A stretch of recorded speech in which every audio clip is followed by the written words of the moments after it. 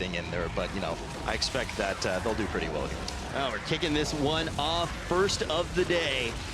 And we can see that these guys are already pretty far into the dungeon. They're moving straight along. They already got past those first spirits. The double Death Knights, though, not opting to use that control undead. I'm actually really shocked. I was just about to say that, of course. I don't want to cut you off, Rich, but that's really weird. I mean, you know, not that the spirit's particularly scary or bad. Mar dipping very low, Zenon dipping very low. This is the crazy trash that we were talking about earlier. Really dangerous here with all the teaming, of course. We have to watch for those random coin tosses on the group. And, of course, that Usher being in there, they have to turn around for that flashlight. Otherwise, they will be disoriented and take more damage from that AoE. Zen getting so low there, gets healed up 3% to 60. Footy getting quite low. Footy going down now. Luckily, they're not too far from the entrance, but they do have to clean up the rest of this trash before it can get back, make sure they incur no more deaths. Marge is going on right ahead while Footy is catching up. And of course, in the lower portion of the screen, we see that they are moving downstairs as well. We're about equal trash percent. Of course, we did just start. Neither team opting to do any skips so far. I want to say that Dememe Hunter was actually the rock star for me in that first pull for the team on the top portion of your screen right now. The big thing that he managed to do was rotate out his stun and also use his darkness. That kept his team relatively healthy. We still did see Footy go down, but they're going for another big pull here as well. They're not going to have as much to work with this time. We'll have to see if they can rotate out the stun, but some serious damage coming out on all sides. On top of everything, putting out that utility, putting out the CC, Dememe Hunter also putting out crazy damage, but it is going to be that BM Hunter screeching up to the top of the meters here. And on the bottom portion of your screen, we can actually see the double marks is working fantastically for this squad. They have accrued 2 deaths, but they are right behind our team. And of course, the Feral Druid not far. Now, I did want to see here one of them move up a bit faster to start that Opera event. Unfortunately, they did wait just a bit too late to get downstairs. They definitely lost a few seconds there. One of them could have run off. Ideally, the healer, especially with a Blood DK setup that could take care of themselves so well. They could have run downstairs first, started this event, saved themselves a few seconds. Nonetheless, the team's here neck and neck. We do have 1 extra death up for CSUSC, excuse me, and that will, you know, could come into play at the end, Rich. We do know that, but we'll have to see here once we start the Opera event just how much single target we're focusing on. Feast gonna get dropped here for Footy. We did see Footy go down, getting that food buff back. You want to make sure that you have everything going into these fights, but the real question, when these curtains open, who is going to be on the other side? Which encounter are they going to be going up against? If I'm not mistaken, it is that dual split encounter with the 2 casters that do summon those very evil but also delightfully cute flying monkeys that do come out in 3s during this. Now, important notes about this encounter, of course, there are a few void zones that you will want to walk out of, otherwise they will eventually punt you and do some damage. The most important ability is that she will, the girl in the middle will cast that massive AoE, and you can use some of these debuffs to your advantages to get lifted off the ground. Anybody who's touching the ground once she finishes her cast will likely be one-shot, maybe even in this 14 tyrannical setting. You know, that one is always a feel-good moment, too, when you get up and you're defying gravity with your teammates. But we can see the pull going to start here first on Elfra, going to be for CSUC, and on the other end, it has not been pulled yet. Yeah, I mean, quite solid. There's a lot of RP involved. I mean, they are catching up right now. So we do see that they're keeping them together, cleaving now. You can actually separate these 2 mobs, so it's important to interrupt them as frequently as possible. I do like their positioning here, how they're laying a lot of these debuffs out along the wall to make sure that they don't accidentally run into them, because you do have a finite amount of these void zones on the ground that eventually lift you off the ground and put you to safety once they go to the middle of the room and cast that spell. So you don't want the melee to accidentally be running through them. Now, so here we see the cast in the bow right now. Magic Magnificent, everybody's lifting off the ground. I will not be surprised yet exactly to see the 2 DKs sit downstairs with AMS and opt not to use those in order to get a bit more damage going through. Wow. We talk about the unholy, we talk about the unholy Death Knight. We talk about him and representing Loyola here, slaying the meters right now. His burst over 3 million, and this is the reason that they brought him on the single target, going to be absolutely shining. And still behind is going to be CSUC. These guys struggling to keep up here. They still have both of these bosses up. They're getting some pretty solid cleave out here. They're going to need to catch up on the trash, because it looks like Loyola is going to be able to close this one out and move to the next trash pool. And Sloot, let's start to talk about that trash pool, because we know this has been the bane of some pretty good teams. Oh, Footy going to go down again. That's the 2nd death for Footy. Battle Res going to be put out. We're going to see that come off of the back of one of these Death Knights. You know, generally we comment there that that was a really not very good battle res, but they had no choice because they didn't have anybody else like a priest or anyone with a hybrid spec that could help actually res him successfully. The boss was only at about 1%. Nonetheless, they did unfortunately have to waste that battle res there. Loyola, of course, moving now to the backstage area, making sure to avoid these void zones that are exploding. Otherwise, they'll do a you know, sizable amount of damage. Now, the real pull ridge here that we were talking about is once they go down this ramp, we will have to deal with those mobs that have those Firelands portals cast. If any of those goes off, it deals a massive amount of damage to the group and also summons an extra minion. Now, we do see Damim go down. Unfortunately, that's another 5 seconds on the clock. Meanwhile, of course, we do see the other team in the bottom corner moving to the backstage and also making their way down the ramp. And now there's already a 1 death differential in the other direction with these extra 2 deaths that Loyola has accrued at the top. Yeah, an absolutely huge pull here. Going to be keeping our eye on this. We're going to see the stun come out first. Need to make sure that none of those Firelands portals get casted. A second stun going to ensure their victory here. I wanted to talk about that battle res though. We're a little bit nervous with that first battle res that comes out after the boss is essentially dead, but they need to rotate it out to actually get footy up here. A death though coming in. We'll get back to that in just a second. Seeing that death come in, that is 4 deaths on the board right now for CSUC, and now the tank's life is in the breach. Mistweaver going to be able to keep him up just a little bit longer, but they still do have that death on the Feral Druid. Trying to get him back up now. Is the healer going to take a little bit of time to res him? But I want to talk about that battle res just a little bit more, Sloot. The big thing with it, and we've always talked about this, there are battle reses that you can use to get your tank up, and then there are battle reses that you can't use on your tank. So like that is the big thing to think about, because all of a sudden, if you can't use that battle res on the tank, all of a sudden you're going to go down on an encounter, and now they've had to rotate out both. Yep. Right, George. We do see Chico, of course, now moving upstairs as well. Now, Loyola, Rich, I wanted to bring this up. It's kind of weird. They pulled the entire front kind of stage area to the Opera, something that we typically don't see. It bought them about 6% worth of trash. Now, with teaming, we do know you have to kill a bit more trash, as there is more trash present. Of course, these trash monsters present in the dungeon that you will need to kill to reach that 100% by the end of the dungeon. So perhaps they're opting to skip something later that we typically don't see in a lot of the meta runs, especially in the MDI that we did see. Nonetheless, it actually looks like Chico as well will be pulling that central area. So it looks like both teams have practiced this ahead of time to make sure that they take these pulls, and will likely skip something later that we typically don't see skip. So we'll have to keep an eye on that. Meanwhile, Loyola, of course, already moving on the Where to Maiden.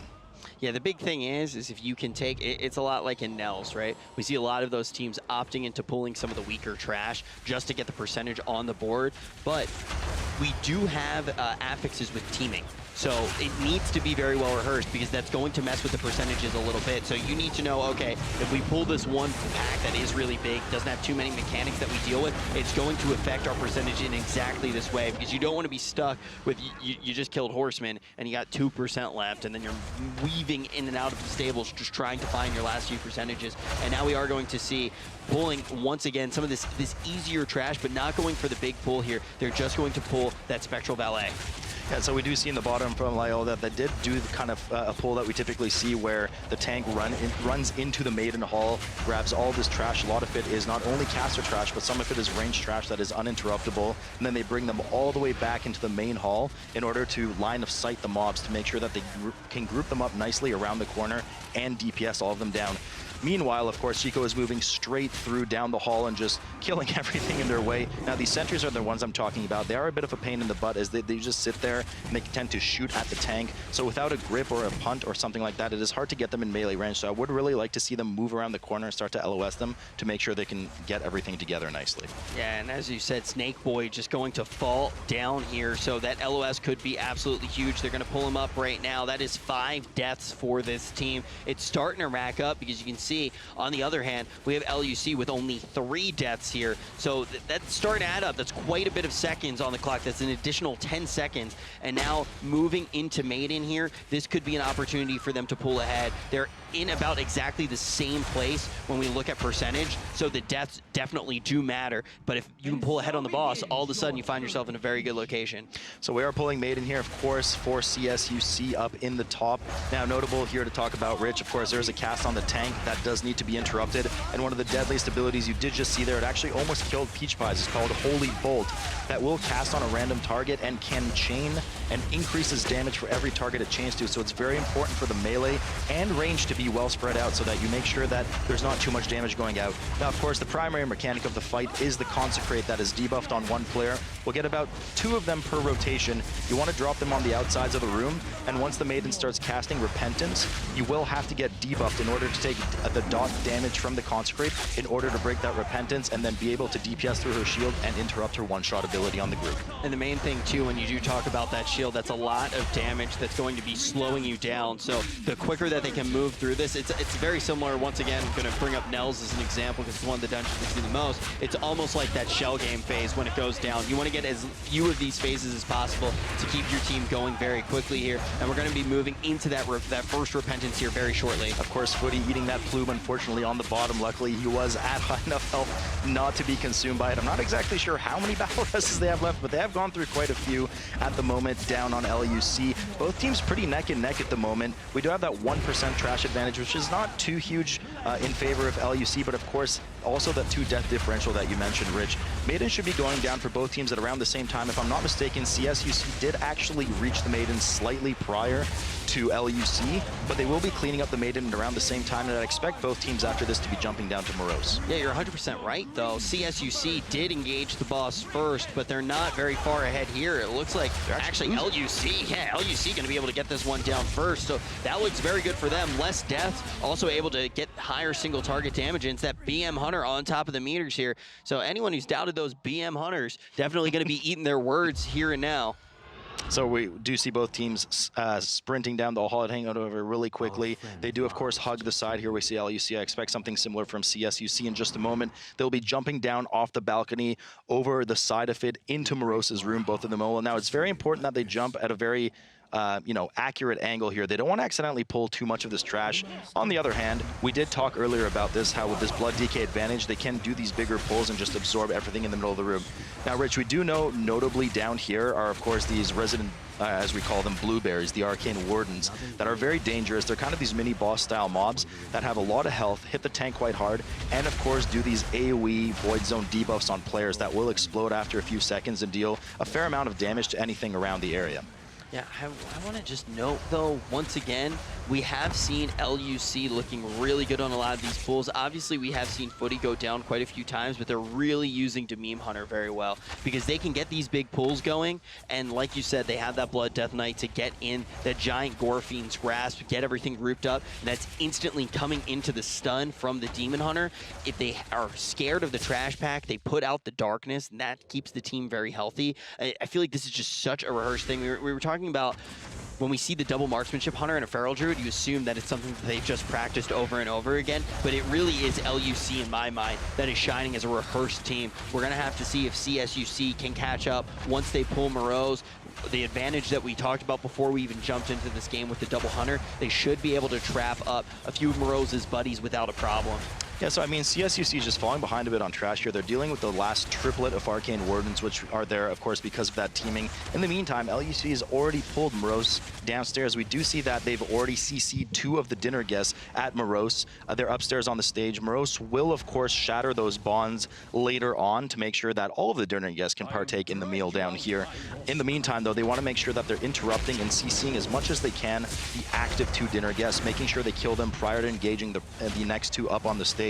Now, Morose, of course, Rich, we do know is particularly dangerous, as he will randomly shadow step to a lot of these players and place a Garrote bleed debuff on the players, which can stack multiple times once each player has had 1 application, including the tank, and just the healing just starts to get really out of hand with that. So it's important, you know, it's kind of a soft enrage. It's important to get Morose down as quickly as possible. We don't see any Bops or Paladins here to help them out. We do have the Hunter go down in the bottom for LUC. Luckily, they have so many battle reses at their disposal, they're able to res right away. Yeah, they instantly get him up as well, but this is one of the things that you would have much rather used the immunity there to to rotate that out instead of the battle res. But looking back on the top portion of your screen, you can see that they actually did decide to use the traps, the hunter traps, to bind up these two targets. They did not have to use just the ones that are given to you from the fight. They didn't have to use the Ghostbuster traps. Of course, and the advantage to those is that Morose will actually not break those hunter traps out. So those two dinner guests are out for the rest of the fight if done properly, by which I mean, of course, the hunters do need to keep reapplying those traps and denying the guests to join Morose downstairs to feast on the players themselves. We do see that LUC in the meantime is now working on the remainder of those guests and trying to get Morose down, but so much more damage on Morose because of that extra CC coming up from CSUC in the top. Morose should be going down soon, and they'll already be able to get downstairs and hit the hay to get to the stables at Adamant. We're so far behind. That double trap may actually be the thing to do it for them. Only one boss going to be remaining here in this dungeon. Morose will fall for CSUC, and now it's LUC all of a sudden on the back foot. They have about 25% left on Morose, but they are going to have to go through the trash faster than they ever have before. They are equal right now with CSUC, but CSUC already starting to work on that trash, and as you can see here, the teaming definitely going to affect how much percentage they get from each of these mobs. Absolutely. So we do see the Valkyrie come down there for Mariak, the Unholy Death Knight, trying to get as much damage out with those cooldowns as possible to clean up Morose. In the meantime, we do see CSUC go downstairs to the stable area where they will engage Adamant. Now, of course, a lot of players at home go, well, why don't they just pull the boss with trash? Of course, they could do that, but as soon as you engage Adamant in the middle of the stables, he will actually aggro every mob in the area, and they will join him in the fight. So it's a bit too much to handle, so they will be cleaning up a lot of this, what could be quite dangerous trash on the side, making sure they're interrupting the stable's hands, heals, so that they don't have to deal through too much extra DPS through these mobs. And of course, with these journeymen, players have to make sure to move out with their fire debuffs prior to exploding, otherwise it will deal some extra damage to the group. Once cleaning everything in the stables, they'll be ready to engage Adamant. In the meantime, we do see that LUC has finally cleaned up Morose, and they're opting to pull some extra Arcane Wardens on the side. I'm not sure if they'll end up needing them for the percent at the end. We'll have to see. Yeah, I mean, going back to the idea that you had before, though, with maybe pulling the trash to the boss, really right now for CSUC, they already do find themselves relatively far ahead. So it's not all about speed for them, it's about execution. But on the other hand, LUC, as they do actually get into the stables, really need to giddy up. Right you are, Rich. Of course they do. Now, we did see in some of the lower Karazhan runs at the MDI that they actually, a lot of teams that opt to kill Adamant without finishing the trash and then kind of run upstairs in that blacksmithing stable area and just clean up an extra few packs to finish the trash. So it looks like perhaps LUC is opting to finish this dungeon with killing Adamant, while CSUC will actually perhaps have to head upstairs just for a bit of extra trash. Nonetheless, CSUC is rounding in on that last pack prior to pulling Adamant.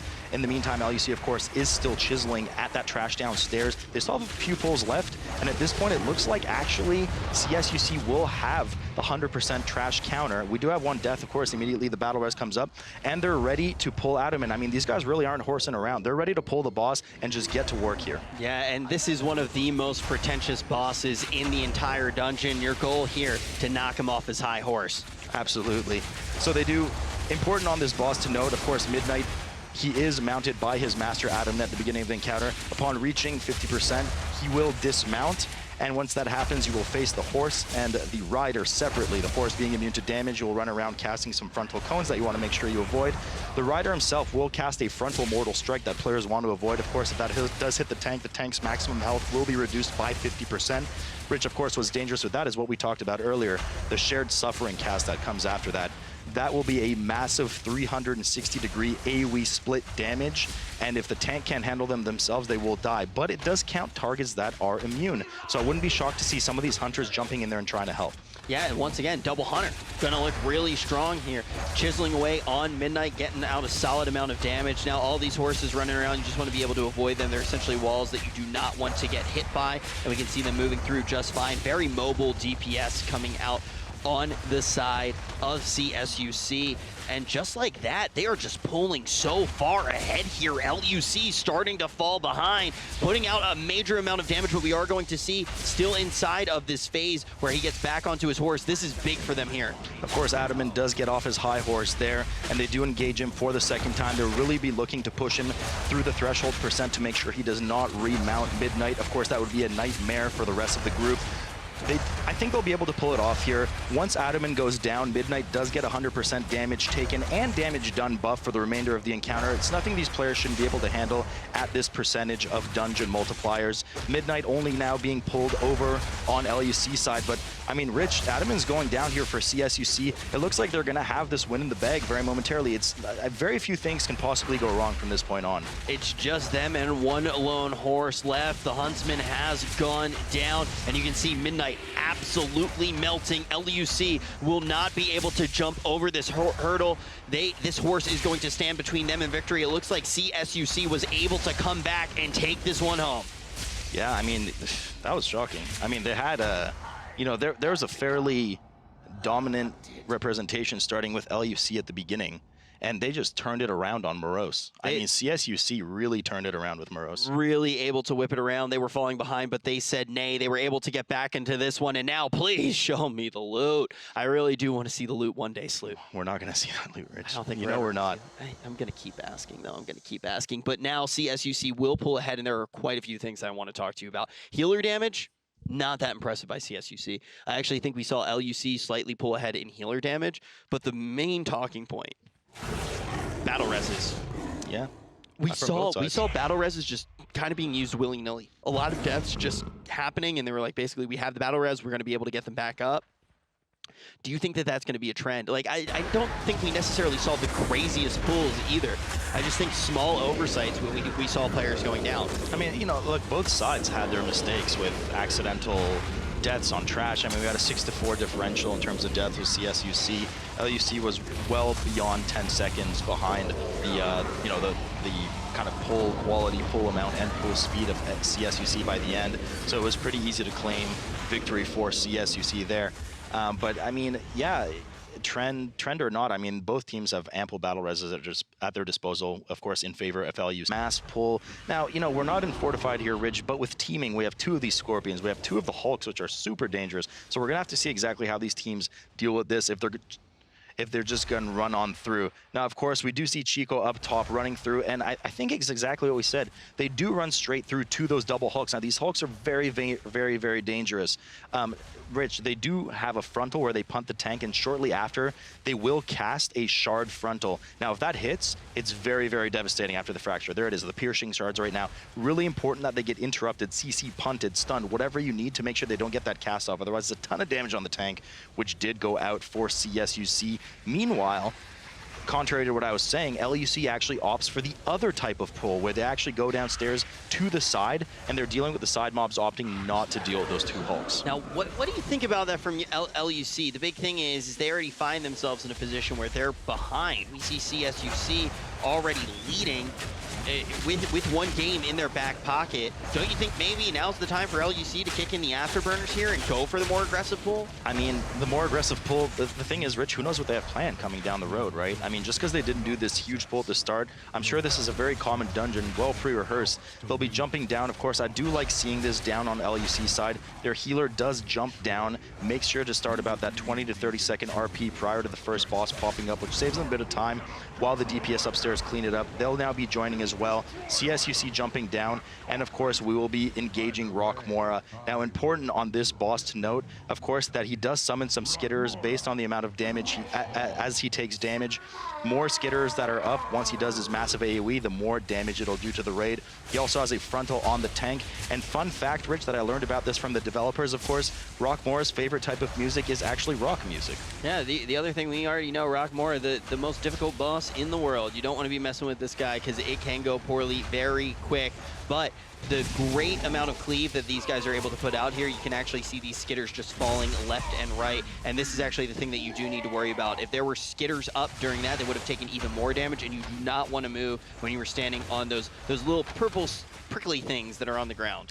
Now, inevitably, there usually will be a skitter that spawns just about the time he does get his AoE off, so you want to make sure that you have no more than that 1 extra, because sometimes you just don't literally have the time to DPS them down. Luckily, they have a good spawn there up on CSUC. They do manage to get them down.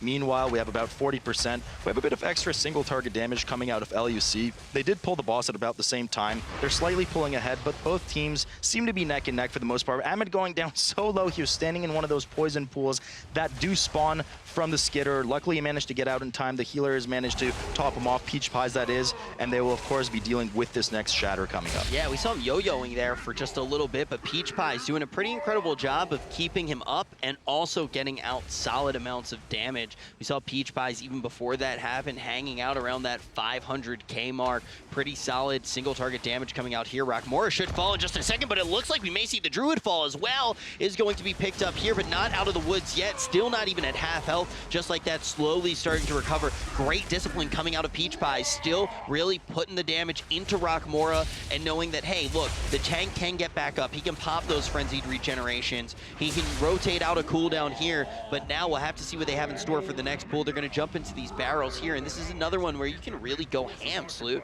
Yeah, for sure. So both teams do finish off Rockmora at about the same time. So rock solid strats coming out of both, and then they'll be going down the river here in the meantime.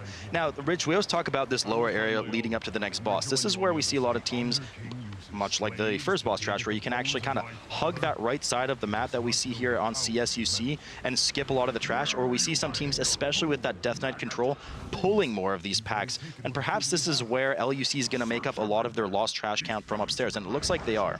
And we can see Hunter Traps coming out here very quickly on the top portion of your screen. That's going to ensure that they do get past one of those inefficient mobs that is hanging out by himself. They're going to go and pull that breaker right into this next pool up with the Hunter and the Crocodile, getting some solid damage in here. They're not going to go too much bigger than this. They need to make sure that the drummer isn't able to call any baddies to help him out, but this is where they most likely will want to go big. They may even opt into pulling these. Oh no, that's bad. That interrupt took too long. The drums of Mordor have sounded, and we do get the extra breaker downstairs, which, just as you were saying, once that drummer starts, you have to interrupt him immediately. They took so long into his channel on the drums to come and do that leg sweep from Peach Pies that ultimately the cast was done. So that's going to cost them a bit of time now.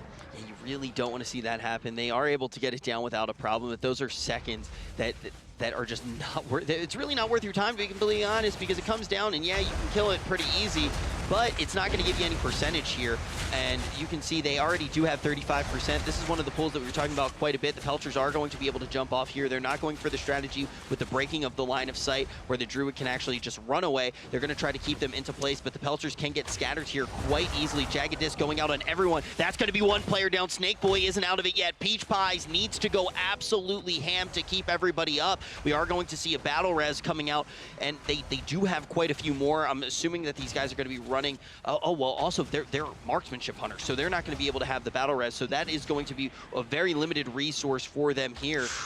I mean, you know, I'm not sure if CSUC is really chilly right now because they're opting to eat a lot of these fire plumes. I guess they're just trying to warm up here to the situation. Of course, it was lethal for Malvos earlier. Sour trying their kind of luck there. Chico will be moving through to the next trash pack on the side. This is kind of an optional pack, so by pulling this, they might have something else up their sleeve for later. LUC now also still dealing with that quad pelter pack, just finishing it up. A lot more control coming up on their side. Of course, some of the advantage there with the DKs that we did talk about. LUC will be opting to move past the side of that pack that currently CSUC is cleaning up, and both teams are neck and neck at the same trash point. CSUC, of course, has racked up that one death that will give them an extra 5 seconds of penalty. Just like that, all of a sudden LUC is technically ahead in this one. I mean, they were falling behind at the beginning. They were going for a much more cautious strategy. They have those Death Knights, which are going to look really good on the Pelters. They're not going to get split up as easily. Then you can get the good cleave in. Also, they don't have that death. That is going to be an extra 5 seconds, but they didn't have the drummer boys posse coming on down to mess with them either. So these little things starting to compound on top of each other. LUC ahead in this one, expecting to see CSUC to follow form here and go in with a big pull. We can already see 2 packs getting pulled here before this boss comes down. Now, of course, the 2-pack pull is not the popular wrapper that we're used to. It is actually 2 packs worth of trash in here. Snake Boy does go down. Immediate res comes up. He already dips so low again. There's so much residual damage coming out of some of these mobs. Now, of course, the Pelter is hitting everyone. We have the Shaper throwing stone bolts. None of these are getting interrupted, Rich. Look at all these free cast stone bolts going out. They need to CC those mobs properly. With all the extra residual damage, Ahmed actually gets hit by the frontal from the Hulk, and he almost goes down. Peach Pies gets hit too. And I mean, this is this is kind of scary. It's safe to say that this 2-pack is doing some biggie damage here. I would not disagree with that at all. I mean, all eyes on them, you know. So they'll be moving over to the side right now, cleaning up the last of this Shaper pack. Now, there is one more Pelter on the side off screen for CS. You see that of course, those of you at home don't know about because they're not on the screen. You don't have to deal with that, but you are kind of risking just a bit with the mechanics of the next boss, the second boss, Ularog, accidentally perhaps pulling that trash Pelter during the second phase with the kind of, you know, ball under the cup guessing phase. Exactly. There are a lot of things that are actually going to happen on Ularog that force you to move around as a player to avoid some incidental damage. If you move a little bit too far, all of a sudden you body pull, and then basically it's an additional affix for the boss. You just have a Pelter jumping all around, getting in here. You can see these hands coming up onto the screen right now. Oh, wow, that was close. We were watching you, bud, standing right inside of that volcano for just a little while. Gets out of the hands, but moves over, standing in the volcano, but ultimately does move. But now we are going to see that cup phase where we are probably going to see 2 of these, I would assume, maybe 3. And right now the players need to actually figure out which one Ularog did go down in, get him out, and this just adds so much time to the clock. Yep. The key to this boss is making sure you can skip as many of these phases as possible because they just take so long. Players have to keep a keen eye on hitting the right, the correct, not the rightmost idle, of course, to re-reveal the boss. Once he comes up, he does have a couple of abilities that you want to be wary of. The Sunder on the tank is a massive nature nuke on a predictable timer. He does summon these bellowing idols that deals increasing AoE damage to the group. They must be killed. Now, what I want to see there, Rich, and they didn't do, is we do know that he spawns left and right, the 2 idols. So the tank can actually rotate him 90 degrees to the tank's right to make sure that those idols spawn on top of each other and adds a lot of collective cleave and efficiency to the encounter. One of the Sunders coming up now, of course, from Crag Shaper on CSUC side. And in a moment, we will see these hands come up. The boss is solo, so he always needs a hand to make sure that he can kill some of these players off. LUC, in the meantime, at 75% on the boss. About 1 entire rotation's worth behind the boss at this point. This is a big deal. We saw LUC had fallen slightly behind because they were going slow and steady quite a bit, and they catch back up because we see a few misplays coming in from CSUC, but now they squandered their lead and they're falling back behind. They're getting some damage into Ularog. He's going to go into his shell phase soon, but they need to get back in tow because all of a sudden CSUC, there really aren't too many places to make huge mistakes here for the rest of the dungeon. You need to basically do the boss fights the right way because, of course, this is going to be a tyrannical key, but the trash pools are relatively easy. After this, I'm assuming we actually do see them take that Crocodile pack. I think that's going to be really popular here at this TESPA tournament. Then after that, they need to make sure that they are kicking those Grub Masters. They need to make sure those Grub Masters do not get out of hand. They want to make sure no Metamorphosis go off. They don't want to be doing the extra work there. But after that, they should be it should be the home stretch. They should be clear to go. So, of course, the big test right now is whether or not CSUC will down Ularog prior to another transition phase. It looks like they're in the clear to do so in just a moment. One more hand phase comes up. Snake Boy does actually get hit by those hands. The boss is, of course, very hands-on. They do down him, fortunately, and they will be moving on to the next trash, leading up to Neuraxis, which, of course, is the next warm boss of the instance.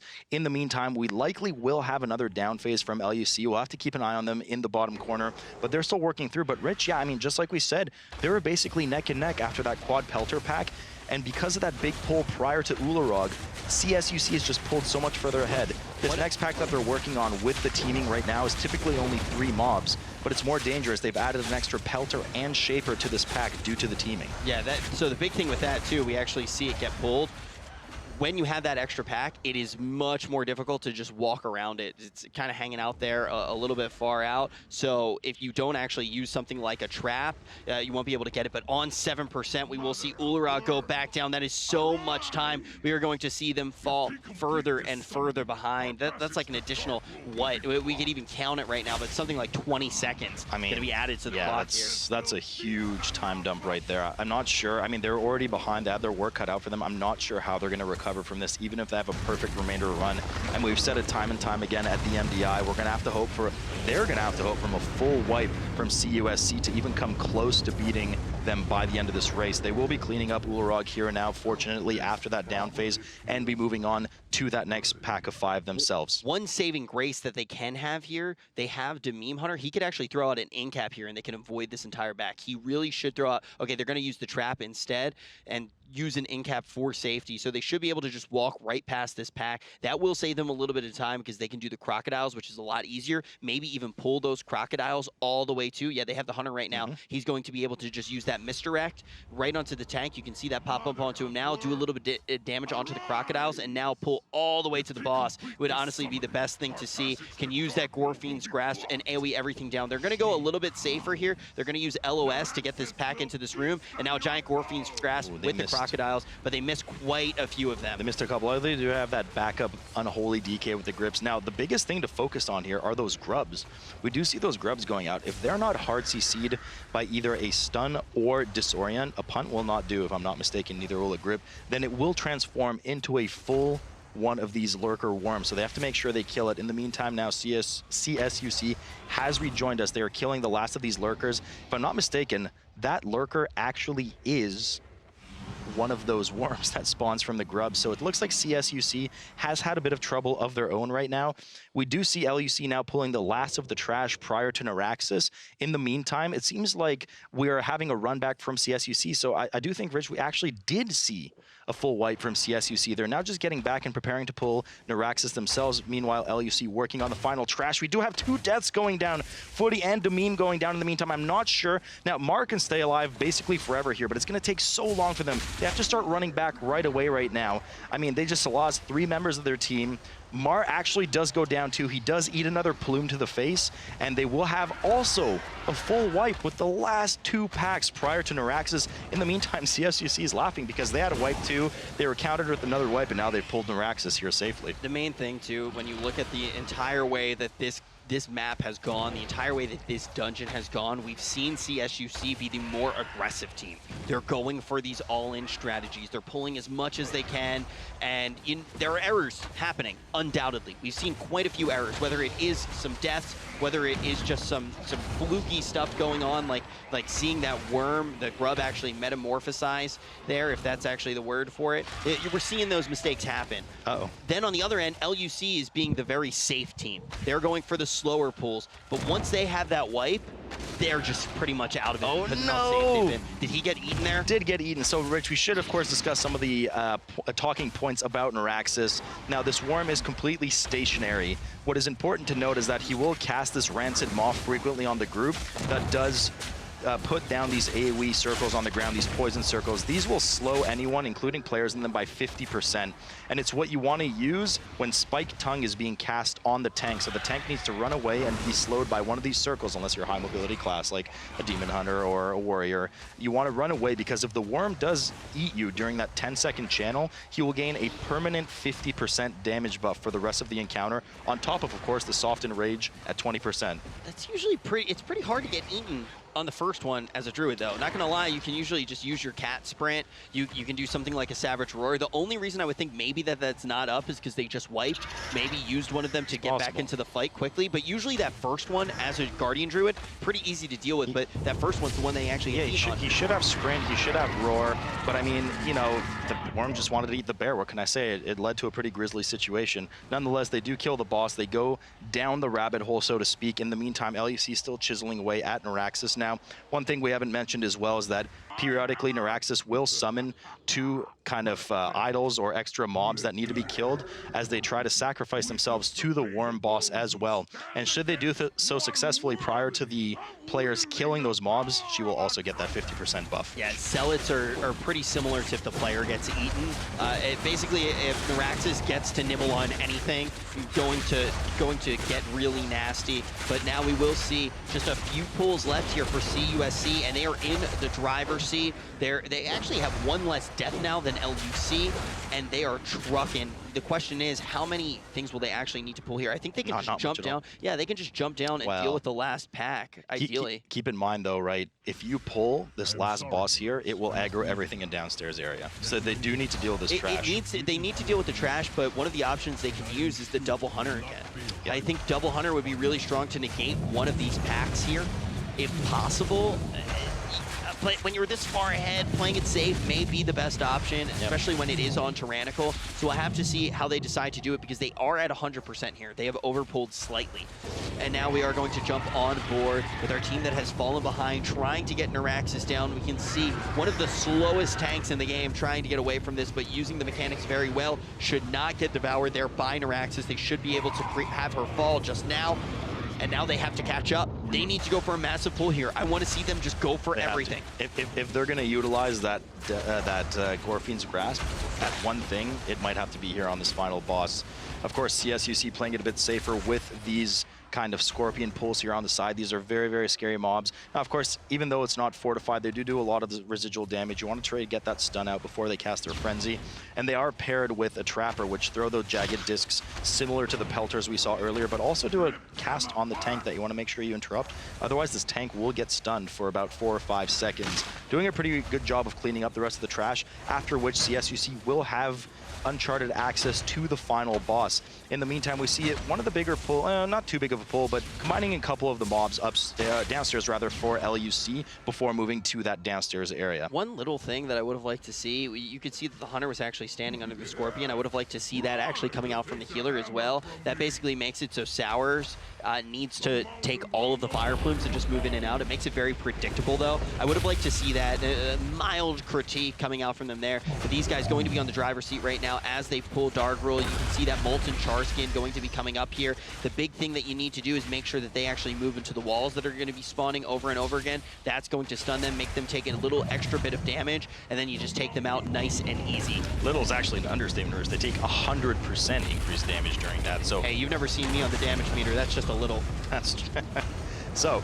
Nonetheless, they do that quite well. Dargrul will summon usually about 2 to 3 of those crystallized walls prior to doing his massive magma wave channel, which is at 100 energy, where anybody caught in line of sight of the boss while they're doing that will take increasing fire damage and perhaps even be one-shot, yes, even on a 14 Tyrannical. So here's the Molten Crash on the tank. Tank needs to make sure they are using their active mitigation during that Molten Crash after they get punted with the landslide, else they will take a ton more damage and be punted across the arena.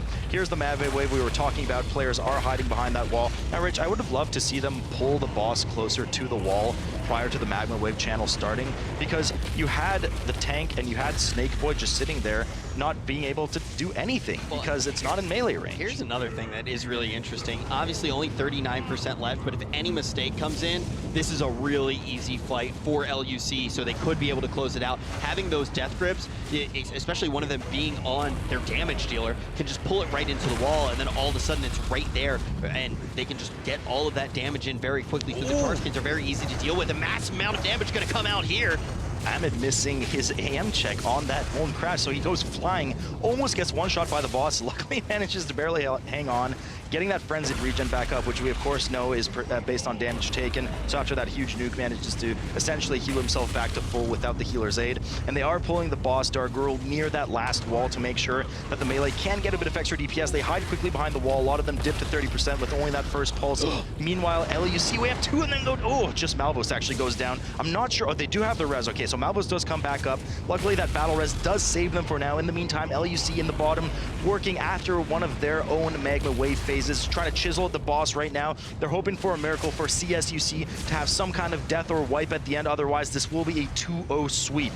Full screen gonna come in here. Will we see this one get closed out? And just like that, show me the loop, because these guys have not only taken this game, but they have taken the entire series. They are going to come out on top in this round of 8.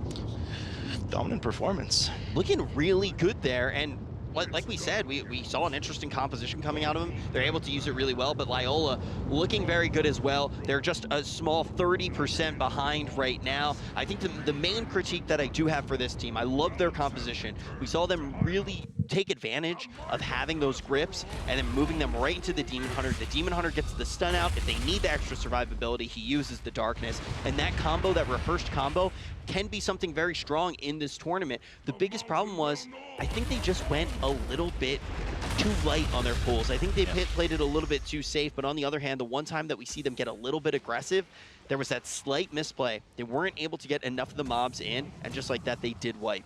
I mean, you know, you said it. If they had not had that wipe, right before Neuraxis on that pull with a bunch of small worms and one larger worm and I think it was a breaker. I mean, that was the turning point. They had exactly what they wanted.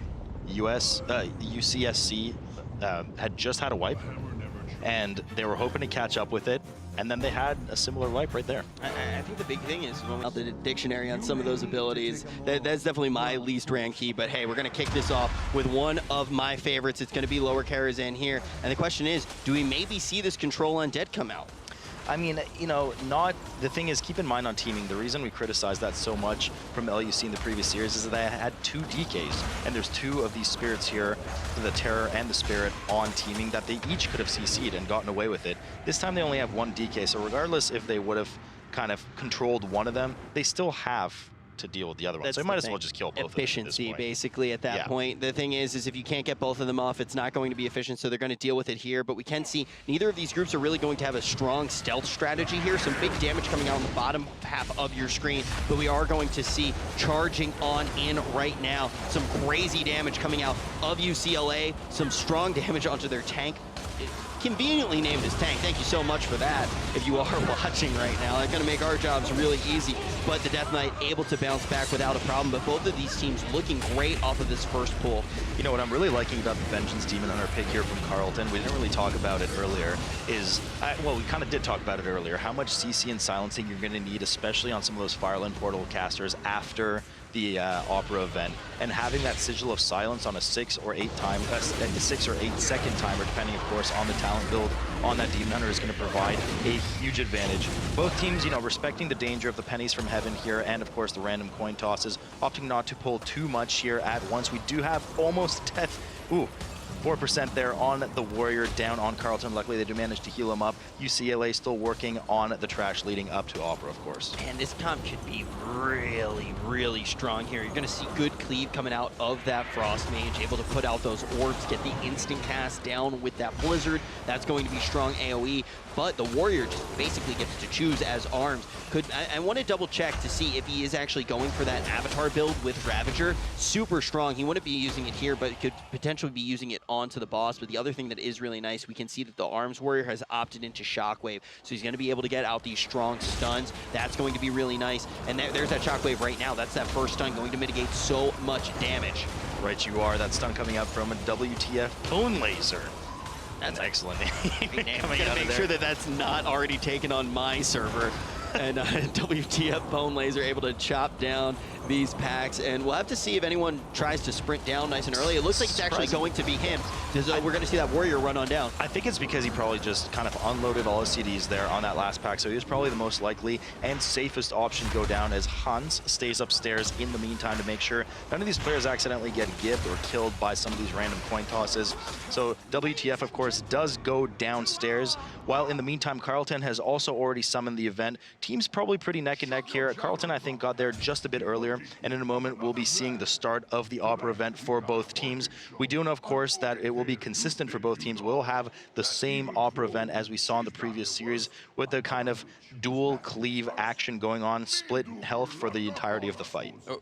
To be completely honest, the cleave that Carleton should be able to put out with their composition is really high. The question is whether or not the Frost Mage went splitting ice. I'm pretty sure that we will see those icicles actually branching off. That's going to give an additional cleave there. We already know what a Ret can do as well. Both of these comps, I'm actually, you know, you give it to UCLA, they have a more conventional composition, but I do think that Carleton's composition is quite good in here as well. So we'll have to see what they can do. It is neck and neck. RP almost over now. You can see Tank in position to pull down Alfreza. Which tank? I see what you did there. You know, you keep talking about the metacons, but you know, in the previous series, I would have really given kind of the tip of the hat to at least the closer to metacomp over actually to LUC, to be honest. And in the end, you know, they didn't come out on top in the series. So definitely really excited to see what kind of these wackier, so to speak, comps or more unconventional comps end up doing. You do see UCLA start the fight off right away with that Bloodlust. They're going to try to get as much damage out on both of these grouped up bosses as they can, as they do split health, so all that cleave damage is very important. Now, as they interrupt one, they have to make a very good job, they have to make very sure to interrupt the other and do a good job in order to keep them together to maximize cleave efficiency from those melee. Now, we see the red paladin and the arms were going as ham as possible, Rich, as you like to say. We do see these void zones come down on the ground. Important to move out of those, otherwise they will damage and punt you out here for Carleton, of course. And Rich, we do know that the main mechanic of this fight is that eventually Galinder will actually go to the middle of the room and cast a massive spell. Anyone caught on the ground, here it is right now, Magic Magnificent. Anyone caught on the ground during this will suffer huge amounts of damage, except for the tank, which can CD through it, and even the tank dropped to 30% health. So they use these kind of swirling tornadoes to jump up and be safe. On the side of Carleton, we are going to see a death coming in here as well. Looks like Battle Res is going to be going out. The Warrior is now back into this fight. This is a Fury Warrior as well. But I just want to note, look at how much cleave damage we are seeing come out of that Belfodin. And hey, now we also do know that he's a Blood Elf most likely as well, which is going to be really strong. So we will be able to actually use those Arcane Torrents. Yep, and we just did take a lovely view outside Kara, make sure everything is okay there. We do return to this fight, and that was actually a very good point, and had you not mentioned it, I would have. The general damage coming out of UCLA in comparison to Carleton is just higher. It's so much higher. Look at the red, look at the Frost Mage. I mean, it's just, look at the Warrior too. Do you know what's crazy too? I was trying to confirm it because they were so close together. I was trying to see if Splitting Ice was actually happening, but I believe that Daphne actually took Frozen Touch here, which means that they are using this mage to target these single target fights. So we're going to see even higher damage coming out on the Maiden. So Daphne, this isn't necessarily a fight that you expect Daphne to do really well on with the way that Daphne's talented, but this is Belfodin would be doing really well here. But another 2 deaths going to be coming in here, and we might see a third. This could be a full team wipe, only 10% left. If they can stay alive here, they won't fall too far behind. They do have the additional 15 seconds onto the board, but they still have 8% left, and just chipping away is going to be demise. This Shaman needs to keep them all up, or it could fall apart as the seams before it even gets started, because we see UCLA trucking on through. You know, it is important to note as well, we were talking about the damage comparison. Now, the one successful point of damage over here on Carleton was actually their Vengeance Demon Hunter, doing more damage than the Blood Decay on the other side. So fortunately, even though they had 2 DPS die, it was late on that boss. They still have an active Havoc and Vengeance, almost acting as a Havoc Demon Hunter on that fight, pumping out the damage. We do see UCLA kind of duck behind the stage here, getting ready to pull some more of this trash leading up. Well, actually, we're a ways to go. We'll have to see if they come up to Maiden first. But the trash leading up to, of course, the dangerous Firelands Portal casters, which is under the active stage of the Opera. They're kind of being a bit safer here, pulling just bit by bit, accidentally pull one of those pad up the stairs. You want to usually avoid those by hugging the left side of the wall and tucking in behind the stage right away. So this is kind of a volatile, scary place to fight in right now. As we actually do watch that play out as well, I want to really note as everyone's getting spiked here on the side of Carleton. We may see that Warlock go down at 9%. First, it's going to be a Warrior to fall. Death mounting quicker than we even fathomed. Warlock holding on for just a little bit here, most likely inside of that unending resolve. Shaman desperately trying to keep him up. Warlock most likely just tried to get out of that fight as quickly as possible. If I'm not mistaken, the Warlock was actually already running back because they had died. Oh my goodness. So that's why they're not on the damage meter or anything. That's why they're getting so low. Likely they were just, you know, running on over. Yeah, that is definitely probably what happened there. But I wanted to really just talk about the fact that tanks, and this is the first death going to come in. It's from that Warrior. Gets pwned over on Team UCLA, unfortunately, does go down. Now, Rich, we talked about this in the first series. Notice how he's staying dead. Usually we'll kind of criticize that, but I think this is the right call here. The run back right now is so punishing. I agree 100%. This is the right play here. They were almost done with the trash, not losing too much damage. The big thing that they actually do lose here is the 5 seconds, then the additional about 3 seconds to cast that redemption. But one to talk about the tanks for just a second. Obviously, tank on the Blood Death Knight, incredible. High survivability, decent amount of damage, self-healing, battle res, great. Demon Hunter, though, on the other side, is able to get out those massive amounts of damage over and over again. Demon Hunter, I just want to point out, this is their time to shine right here. I'm actually kind of shocked that Carleton did not pull this entire room. This is exactly where Vengeance Demon Hunter would have shined in this dungeon. Mass AoE silence on a 1-minute CD for 6 or 8 seconds, like I mentioned earlier, depending on the talent build. They opted to pull 2 packs and 2 packs, which is obviously a bit safer, but I mean, I guess they just weren't confident in their AoE damage going into it to be able to kill all of these mobs successfully prior to dying. Kind of that CC versus DPS window we talked about prior to the game. Yeah, I mean, going for the 2 packs there, it's you know you're not going to run into any problems, and I think maybe they're a little bit nervous after what did happen a little bit earlier. Already 4 death going to be on the board for them before they even do get to the second boss, but jumping back on board with UCLA, they're getting this pool going before Maiden, and maybe they'll go for a slightly bigger pool when they actually do get into this hallway. This is a really nice area to be hanging out because you can do a lot with line of sight. If you don't want to go too big, you want to make sure that you do have that control. But right now, I just know that Daphne is a loaded gun. When they get to Maiden, Daphne is going to light up these board, the meter here. Absolutely. Yeah, so they have to be pretty careful with these pulls here on the Ushers. Now, the Ushers are particularly dangerous as they cannot be hard CC'd. You can displace them with a grip or a punt, but these flashlights that they're casting on your screen right now with UCLA, if you are facing the Ushers when they cast it, they will completely disorient you for a few seconds and do extra damage, which can be very deadly, of course, if the tank gets hit, as the mobs will then turn around and hit a DPS instead.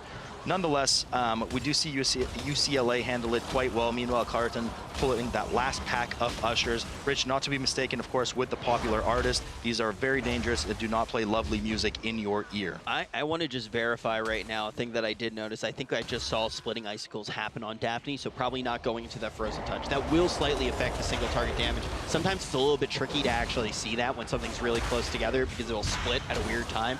I did just see that on that trash pack though, but we could also see massive amounts of damage coming out from tank, and I'm assuming that that means that we're actually getting something like that Bone Storm build. That name is so good, man. It's phenomenal. No matter which tank we're talking about, we're always talking about tank. So we do see UCLA, of course, start in the hallway towards Maiden, not opting to do what we saw in the previous series, which is do a mass pull here from the tank, and then drag it around the corner for that LOS. But they do have the advantage, of course, of that Orphean's Grasp on a presumably 90-second timer, depending on their spec, and that 15-second CD timer on their single target Death Grip. So a lot of control coming out of that Blood DK, especially in this hallway that is filled with things like sentries, which are you know, they're ranged, they're not casters, but they're ranged mobs that shoot their gun. They're a big pain in the butt for the tank to group up, so having that grip is very helpful. Good job on Hans there, moving out of that quadruple volcanic plume, making sure he doesn't get hit. Of course, we do know, just for the information of everyone home, we do know that if those plumes do land a hit on you, they will actually deal 50% of your max HP. So if you're caught low, they will easily finish you off. Belfodin and WTF getting quite low there too. Luckily healed up, of course, some of the curses from these casters coming in here. Sentry going to be outside of this pack here. They need to actually snap onto that and deal with it with single target damage, but we are going to see the grip come in. That's going to fix that problem. They should be able to just cleave these on down. And man, this shockwave has just looked incredible over and over again, coming out from WTF, Pwn Laser. Able to control these ads really well and then also put out that snap damage.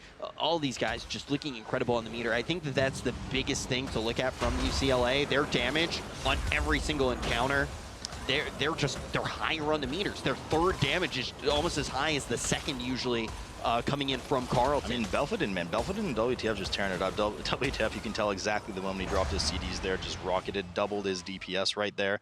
Both teams starting on Maiden, of course. Let's have a quick chat about Maiden just to remind everyone at home. So the main abilities on Maiden, of course, she does have a cast on the tank that needs to be interrupted. Otherwise, the tank will be debuffed with a damage taken for the rest of the fight.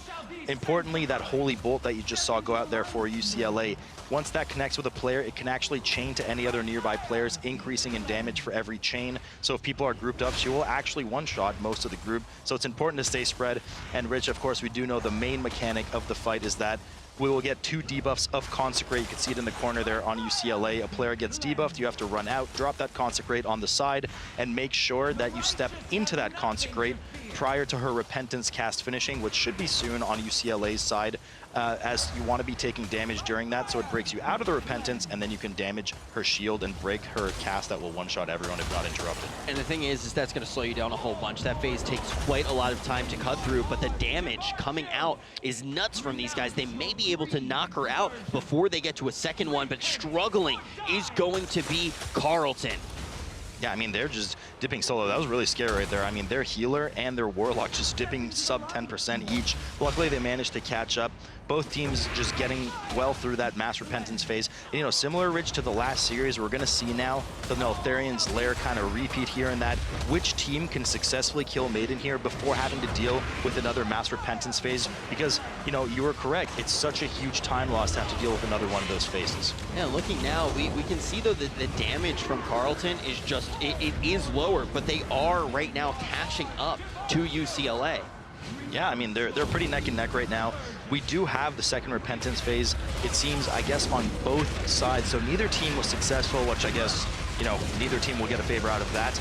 They will be able to finish off Maiden momentarily. Trash percentage is on par on both teams. Really the differentiating factor here is that Carleton has 3 deaths extra over UCLA right now. Time and time again, we've seen that, how vital that could be towards the end of a run. 15 seconds is a lot. Yeah, 15 seconds can be, I mean, if you just look at it mathematically, that's almost a full pack of trash.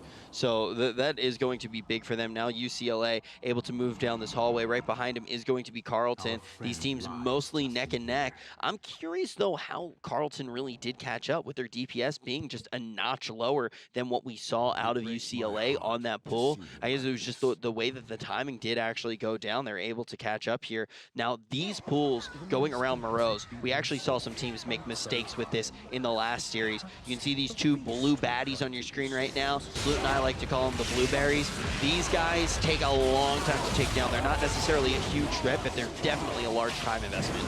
Yeah, and they do kind of provide you with some area denial in that they cast these debuffs on you. A lot of people going quite low here on Carleton in their top. Now, that Spectral resident that they just killed right now is an incredibly dangerous Shadow Bolt volley cast that I suppose they failed to interrupt there, and it got them quite low.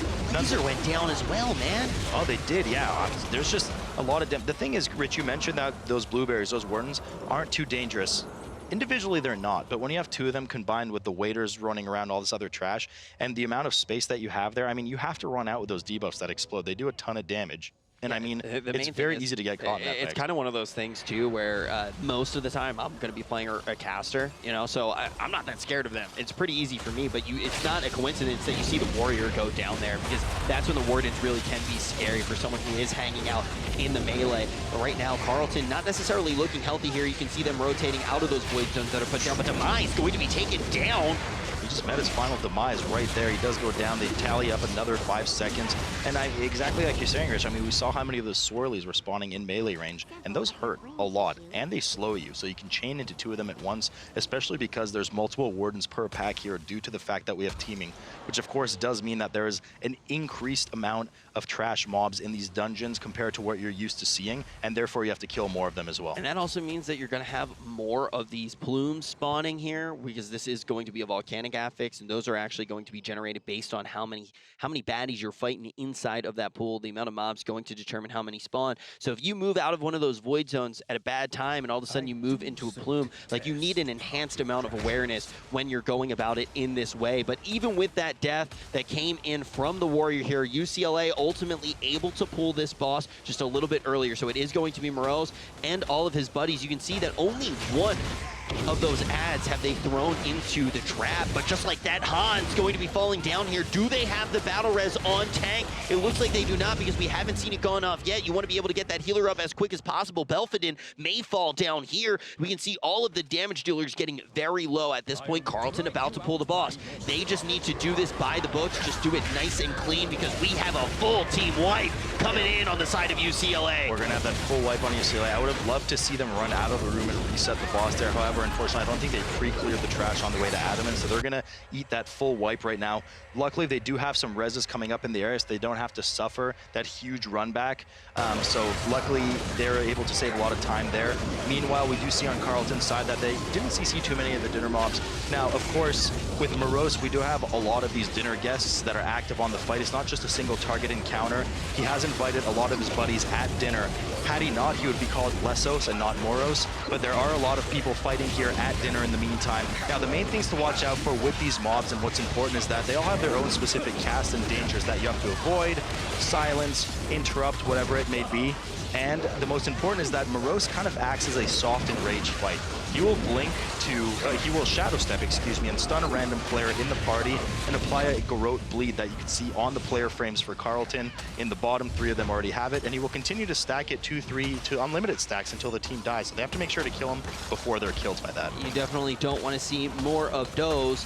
But the question is here, will we actually be able to see the other team bounce back after they did have that full team wipe? It looks like it was planned. Han's going to go down again. Last time it looked like they used the battle res so we could get back up to get the full revive. They were like, okay, we can deal with it at this point. But now with Hans going down again, this could just be it. There is only 33% left on the boss, but we can see Warrior going to fall down, Tank going to fall down. That's another full team wipe. I mean, this should be cake. Hans was just playing hungry hippos there, and he just keeps eating all these plumes right now. That's what ultimately finished him off there. It was just a little misstep, lost his, little brain fart. Maybe he was just focused on perhaps too much damage, whatever it may have been. He got clipped by that plume, down he goes, and that's another full wipe on UCLA right now, struggling to kind of res everyone. But now they don't have that get out of jail free card. Hans is gonna have to run all the way back, stealthed in cat form, and then res over, and that's why you see everybody staying dead on UCLA's part while Hans runs back. In the meantime, they were able to get down a pylon. It looks like they were able to get down a pylon. Okay. So, actually they weren't. I thought for a second there that maybe they did get the pylon, or maybe there was a miscommunication there, because you can see Tank has gotten up as well. Maybe he took it by accident. Yeah, we're gonna find that in just a few seconds here. If they were able to get that pylon down, that would be something to maybe keep them competitive in this, but only 30% is left for Morose on the side of Carleton. They should be able to clean this nice and easy, and then just honestly, just they can go at a snail's pace. They don't need to giddy up and go full horse speed, because the thing is if they make a mistake at this point, that's how UCLA catches back up. Carleton just needs to go at it at a comfortable clip. Yep. And I mean, the rest of this fight is very comfortable for them. They've already killed all of the dinner guests. No problem. Morose should be going down here momentarily. We only have, well, we do have a 3-stack on Rash. They have to keep an eye on him with that extra Garrote damage. But Morose going down here in the meantime, and now they'll be working their way towards the final boss of the dungeon, which of course is Adaman, the horse rider. That drops that lovely mount on live, might I add, which I've gotten to at this point. So they'll be working their way downstairs. Only now, we talked about how punishing this run back was, Rich. Only now, after all this time, has Hans finally returned to the rest of the UCLA team, res everyone, and they're going at Morose for a 3rd time in a moment here. And the main thing is it wasn't even mechanics that were taking them down. It was the affixes. So Hans really needs to do a better job of not getting hit by those plumes. Otherwise, this is going to be an absolute disaster. Now with 13 deaths on their side, that is an extra 1 minute and 5 seconds of stoppage time that they are going to have to fight against for the remainder of this fight. Now they're falling behind in trash. Still 2 bosses between them and their sweet, sweet loot. We are going to see this time sending out as many of those good old Ghostbuster vacuums as possible, trying to get as many of the dinner guests in as possible. When CCing in that fashion, they will be broken out by Morose during the fight, so they're going to either need to reapply CC or deal with these dinner guests. As UCLA takes a bite out of Morose, we will see Demise falling down to the trash here for Carleton. And oh, just like this, they may actually have a full team wipe on trash, but Hans gonna go down again! Hans, what are you doing? Hans, no! That's gonna be a full wipe. I mean, they just don't have that battle res active. Tank goes down again. The rest of the team will fall shortly. I mean, at this point, they know they're gonna kill the boss. I mean, he's at 85%, 81%, excuse me. In the meantime, we almost have a full, we actually do have a full wipe over on Carleton's side as well. You know, I'm not really sure, because typically you expect that these teams go, you know, down the stairs after Morose, down those main stairs towards the stables where Adaman is. They kind of opted to go around the side through that kitchen area, around that balcony leading down to Adaman, and then kind of working their way around the circle. Those packs are very dangerous. I mean, because they have the stuns and that AoE. You know what I'm talking about, Rich? All that fire AoE. That's what killed them there. Yeah, all those exactly. Fire stacks. So the main thing is for Carleton, they can just go about this a different way, and it should be easy for them. UCLA, though, at this point, Hans has gotten soloed 3 times in a row. I like it. Han Solo. Well done. We're shaking hands right now. Yeah, I mean, right you are. So, you know, Carleton's opting to go for the same pull area again. They're dropping the feast. They're getting ready to go right over there to the right through the gate. So, okay, here's the thing I like to do when we see something like this go down, because usually you would just go, okay, this might be something that is wrong. but what is the advantage of doing it in this way? It's obviously a risk. We've already talked about how it's a risk because of those fire stacks that can come out. Can you think of any way that this is actually a new strategy that might work, especially at this particular affix? There's a particularly large amount of trash up here. My only thought would be, oh, well, they get to skip some trash at the end of the dungeon. But they don't, because you got to kill everything in Adaman's room, otherwise he pulls the entire stables towards him. So I guess this is just their pull strat for max 100%, but I mean, they're going to be well over 100. So I'm really curious to see what exactly they're going to do in Adaman's room right now. Because, I mean, 88%, teaming or not, there is way more than 12% worth of trash down in the stables. Another death going down from Rash. There's just so much dangerous trash in this area. I don't know. We'll just have to see. They have a composition. They got something up their sleeve, for sure. That's kind of what I'm saying. And also their composition is relatively apt at dealing with stuff like this. Even though we are going to see their Warlock going down here again, this composition in particular should be able to deal with this. I mean, they can do different things like shockwaves. They can actually get off the Demon Hunter stunts, which you see right now on your screen, that little green pinwheel that was going on there. Nice damage coming out from the healer here. They should not have another death at this point. UCLA, after all of this is happening, Hans running back solo dolo, trying to get that resurrection going, and then they're going to put their fourth attempt in onto Morose, and it looks like, honey, they are going to be late for dinner tonight. Yeah, I mean, you know, Hans just needs to kind of, his mind's probably rattled right now. He's got to recollect himself and just play defensive on this boss and get by it, because he is just in a mind block, clearly. I mean, this is one of those points where you stop hitting the Solar Wrath button, you hit those rejuves, and you just go for a walk. Yeah. You know, you just calm down, you just walk around. My man Supatees right now is probably really upset seeing this go down.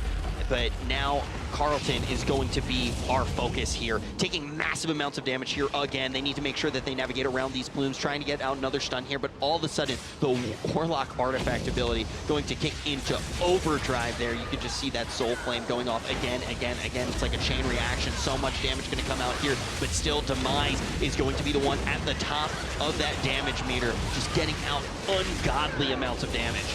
Yeah, I mean, they got to be careful with these packs. Keep in mind, teaming, you know, Blizzard's mean.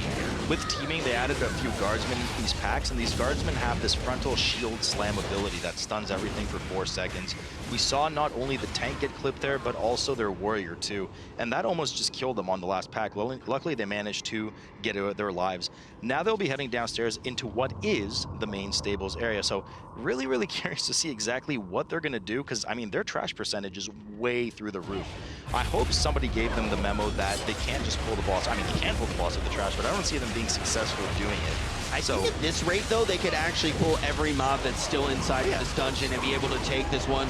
Now we are going to see, it looks like Hans has been able to stabilize, trying to fight through here. As far as deaths are concerned, oh my goodness, Rash going to go down here. And just like that, we are going to see 15 deaths on the side of Carleton, 19 on the side of UCLA. UCLA should be able to shore this up here. They should be able to finally take down Morose. This is their 4th attempt. Daphne here and Hans both in range that they will go down to one of the plumes. You see Daphne screech out of that without a problem. Hans needs to get himself back up, but he has 4 Garrotes to deal with. That is so much healing that needs to be covered. The entire group going to be blanketed by these hots. They need to get Morose down here, or they are no longer going to be a valid competitor inside of this race. Carleton cutting through these horses without a problem, but will UCLA be able to do it? We'll see in a moment. I mean, look, they're in the clear right now. There's no more dinner guests alive. They should be able to just keep calm. Hans just needs to keep an eye on who's going to get that next stack. It's going to be the tank, named Tank. Luckily, they're in good shape. That's who you want to have those extra Garrote stacks on to take care of himself. Moving around, of course, in the bottom is Carleton through this stable area. They're really hoofing it around, making sure that they're cleaning up the rest of these mobs prior to pulling Adaman himself and ending the dungeon. But, I mean, Rich, look, yeah, you're right. They're so ahead. No problem. They can pull the rest of this trash, haha. But at the end of the day, why are they pulling all that extra trash? I don't get it. I agree, and even when you are ahead, you can't be horsing around. No. At the end of the day, this is a race, and it is for money. We are finally going to see UCLA going to be able to take down Morose. But the thing is the death counter really isn't a factor anymore. It's been pretty much knotted up, and we saw Carleton just getting through the necessary trash. They pulled so much extra trash. That was where their wipes came in. UCLA, in theory, could start to close the gap just a little bit here, because they only have a few packs left, but they're actually going to pull a few blueberries here. Well, I mean, they have to. those blueberries are guarding the way down to the main stairwell that we usually see people, you know, kind of... Han's going down again! The thing is like, this is when a stealth would be huge, getting past those blueberries there, because a lot of the time that is a pack that we actually do see them get around. Belfodin should be able to bring up his healer here. Carleton very close to finally being able to just pony up, get through this, and pull the boss here, the last boss in the dungeon. But this death counter has gotten out of control. We're seeing UCLA with 20 and Carleton behind with not too just far behind 15. With those 15. I mean, Carleton certainly has the reins in their hand as we speak. UCLA kind of grabbing everything that they can, moving downstairs. They really, really, really got to, I mean, hurry. And at this point, honestly, they have to pray that Carleton wipes. Carleton has just now engaged Midnight, which we, of course, know that at 50%, Adamant himself will dismount and come down. He will, as we've mentioned many times, get off his high horse. Once he comes down, Midnight will go to the side, casting all these kind of frontals, immune to damage in the meantime, while she heals up to max HP. Adamant, of course, once you get him below a certain threshold, will not remount. Now, what you have to dangerously watch out for is that frontal Mortal Strike, which Wapung, the Vengeance Demon Hunter, actually accidentally turned into the Warrior, so now they both have that 50% max health debuff. Luckily, it does fade off of the Warrior, and now they'll have to watch out for the Shared Fate, which will likely come in the next Rider phase. And they don't necessarily have anyone who can really actively target that Shared Fate as well with this composition. You can see right now trying to dodge these ponies in this pony race. UCLA, though, just behind them. If Carleton does wipe here, it's no doubt in my mind UCLA is able to take it. This one is very close due to mistakes on both sides. Yeah, and you know, the thing is, we have to keep a close eye here because that Shared Fate can actually be dodged by that Vengeance Demon Hunter very easily. You just have to Infernal Strike, also the Vengeance Demon Hunter leap for those at home. You can actually leap out at the last second prior to the Shared Suffering hitting, and nobody will get hit. There's no penalty for that. So that's a pretty big play that they can do on their end. Maybe they won't even have to deal with it depending on the damage output they can get on Adam in the meantime. We do see UCLA in the meantime kind of still chewing through the rest of the trash. They still have a couple more packs to go before being able to even engage Adam in the first place. Right now, we're going to potentially see a full team white come out of Carleton. They have the Shared Suffering hit the entire team. They didn't try to do anything fancy, and that was all great and dandy, but what happened is everybody got so low from the Shared Suffering, and then on top of that, Midnight did one of the AoEs as well and wiped two of them out right away. We're gonna have a full wipe here from Carleton in the meantime. UCLA did Morose 4 times. It took them 4 pulls to get Morose down. UCLA did it in but 1, and it looks like... I mean, you know, that was dirty by Adam. I mean, that was a full play. This is not a time for puns. I'm sorry, okay? My goodness. I mean, look, at this point, Carleton's really got to be kicking themselves for all the extra trash. That, like, why? Why did they had to wipe on that extra trash? Why did they do the extra trash? That's the main thing. Carleton did it in 1 pool. They did Morose in 1 pool. Then they pulled that extra trash, and now it looks like this one will go the way of UCLA if they can get this pool in quickly here. You can see Hans just eating some food right now, going to make sure that Hans has all the mana necessary. But Hans, we have our eye on you because it all comes down to this healer right now. Yep. If he can avoid the plumes, if he can avoid mechanics here, should be able to win this one because still we are going to have to see that run back from Carleton. Carleton engaging the boss though just a little bit quicker here. UCLA just being that much further behind, but this is definitely a race right now. It is neck and neck. Someone will maybe take this by the tip of their nose. I mean, at the beginning it was a 1-horse race, and now both teams are in these all of a sudden. Hans, of course, putting on a lot of that fire resist gear. Rash going down on Carleton's side. They will not have that battle res. He was their battle res, so they have no option to get him up. They just keep having to fight through the rest of this right now. They're down to their first Rider phase. I don't think we've seen it. We just now see the Dispel on that Spirit damage going out on the group, taxing so much damage on everyone. UCLA, in the meantime, getting Adam in his first Rider down phase, 246% already. This is another. This is one of those things where you have to make a judgment call. It may just be a better idea to try to reset here, to just go down. We're going to see the third DPS go down as well. Now it's time to just stack and die. It looked like this one was going to be close, but just like that, UCLA going to be able to say nay. If they can just do this fight by the books, they are going to be taking this first dungeon here in our race. But just just like that, we're gonna see Belfodin get hit by the horses. Now they just have 2 DPS as well. Carleton still running back. They need to try to play this one out. Belfodin getting trampled there. Indeed, UCLA still has the big advantage here. In a moment, Midnight will be reaching that 50% mark. They do have the battle res on Belfodin. They're at full strength again. Adaman will be dismounting again in a moment. Midnight coming down. Midnight going over to the side, reaching that immunity phase, and Adaman himself coming down. If they reach Adaman past his threshold percentage, which I believe is 20 or 30, if I'm not mistaken, somewhere in that range, he will not remount, and they have the clear to finish Adaman off and then get to that burn phase on Midnight. Of course, once that happens, Midnight will get that 100% damage taken and damage dealt buff until the end of the fight. But right now, it's looking like UCLA is primed to finish this encounter. But just like that, Belfodin going to go down again. It looks like they do have the second battle res. Still in execute range is going to be Adaman. That's going to give WTF so much to work with here. Going to be able to chop him down to size very quickly. We see him popping up onto the damage meter. Now, everybody just going to single target Midnight. This fight has just gotten easy for them. They should be able to ride off into the sun with this one. But looking at Carleton, all of their members of their team are up at this point. They still have work, though, to do onto the Huntsman. Otherwise, he's just going to giddy on up again and be able to... Oh, this goes to UCLA. My goodness, Sloot. How do I even use words right now after what we just saw? UCLA, I don't even... Deep breath, Rich. I don't want to see the loot. I actually don't want to see the loot right now because... That was a very big throne match. I'm going to be completely honest. The reason I don't want to see the loot is because if they Titan Fortune, I'd be very angry. Oh my god. I mean, that was... they had... I'm a bit speechless right now. Carleton had such a big lead. 4 wipes. 4 wipes on Morose. And Carleton kind of did this weird pathing strat. Not sure why. Cleared the trash upstairs that they didn't need to clear. The only advantage to killing that trash was that their run back after a wipe was much shorter. But, like, why are you banking on that? That could be the determining factor of which of these teams will pull ahead. And just like this, we are going to get to see Carleton still mounted up. They're going to be running forward, trying to go for one of these bigger pulls, not pulling everything on the top of the bridge, but you can see the Slaver still hasn't made it to the rest of the group. No grips here to pull them out. We are going to see the Shaman taking quite a bit of damage, able to move into the group now. Maybe just get to Ghost Wolf and try to move on in, but still some split damage coming out here. They're going to be able to get down this first pack. A little bit sloppy execution from Carleton. UCLA not going for as big of a pull here, but you can see everything grouped up just a bit more.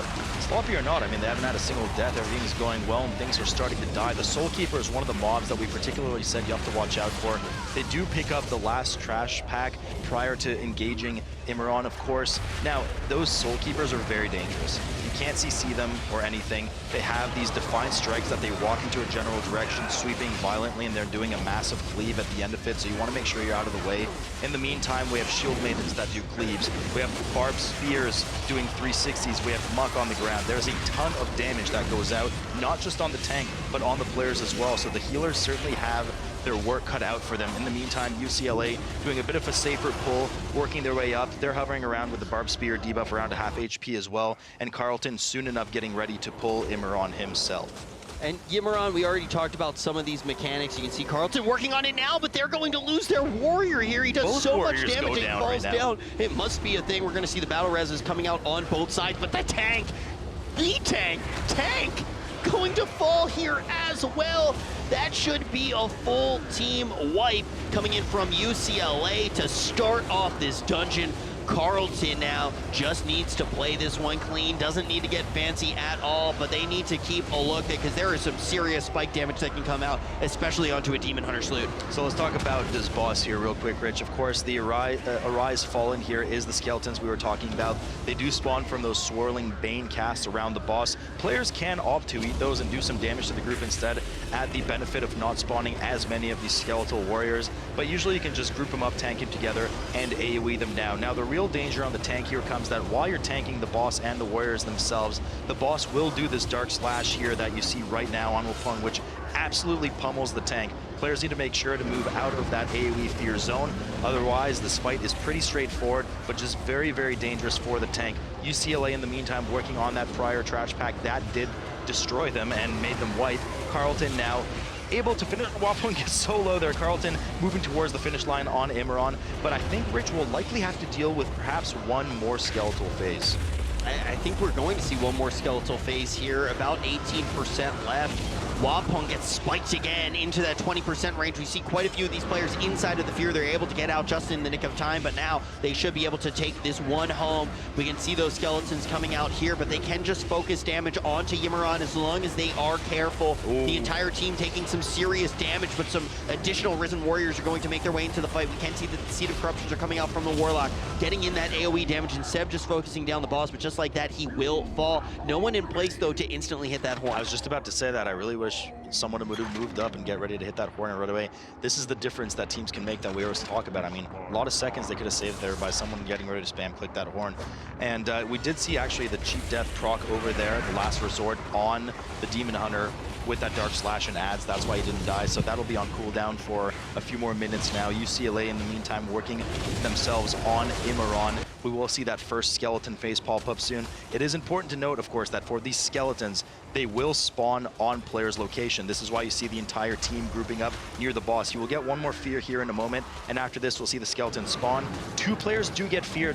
This is actually really bad because they're gonna start spawning skeletons in ranged locations. The tank cannot taunt these skeletons in, nor are they grippable anymore, if I'm not mistaken. So you have to be really, sorry, you can't taunt them, but they're not grippable. The tank does go down. That's where that danger is that I was talking about. The skeletons plus the Dark Slash. They do get the res off, but tank goes down again, followed by Daphne and WTF, and we're gonna look to have another full wipe from UCLA here, having a lot of trouble with this first portion of the dungeon.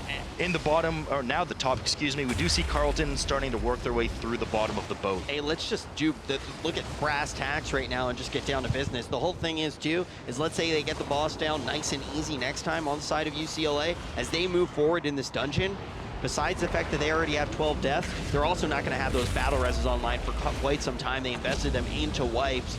Looking at Carleton, though, they have managed to move through this portion under the boat pretty easily.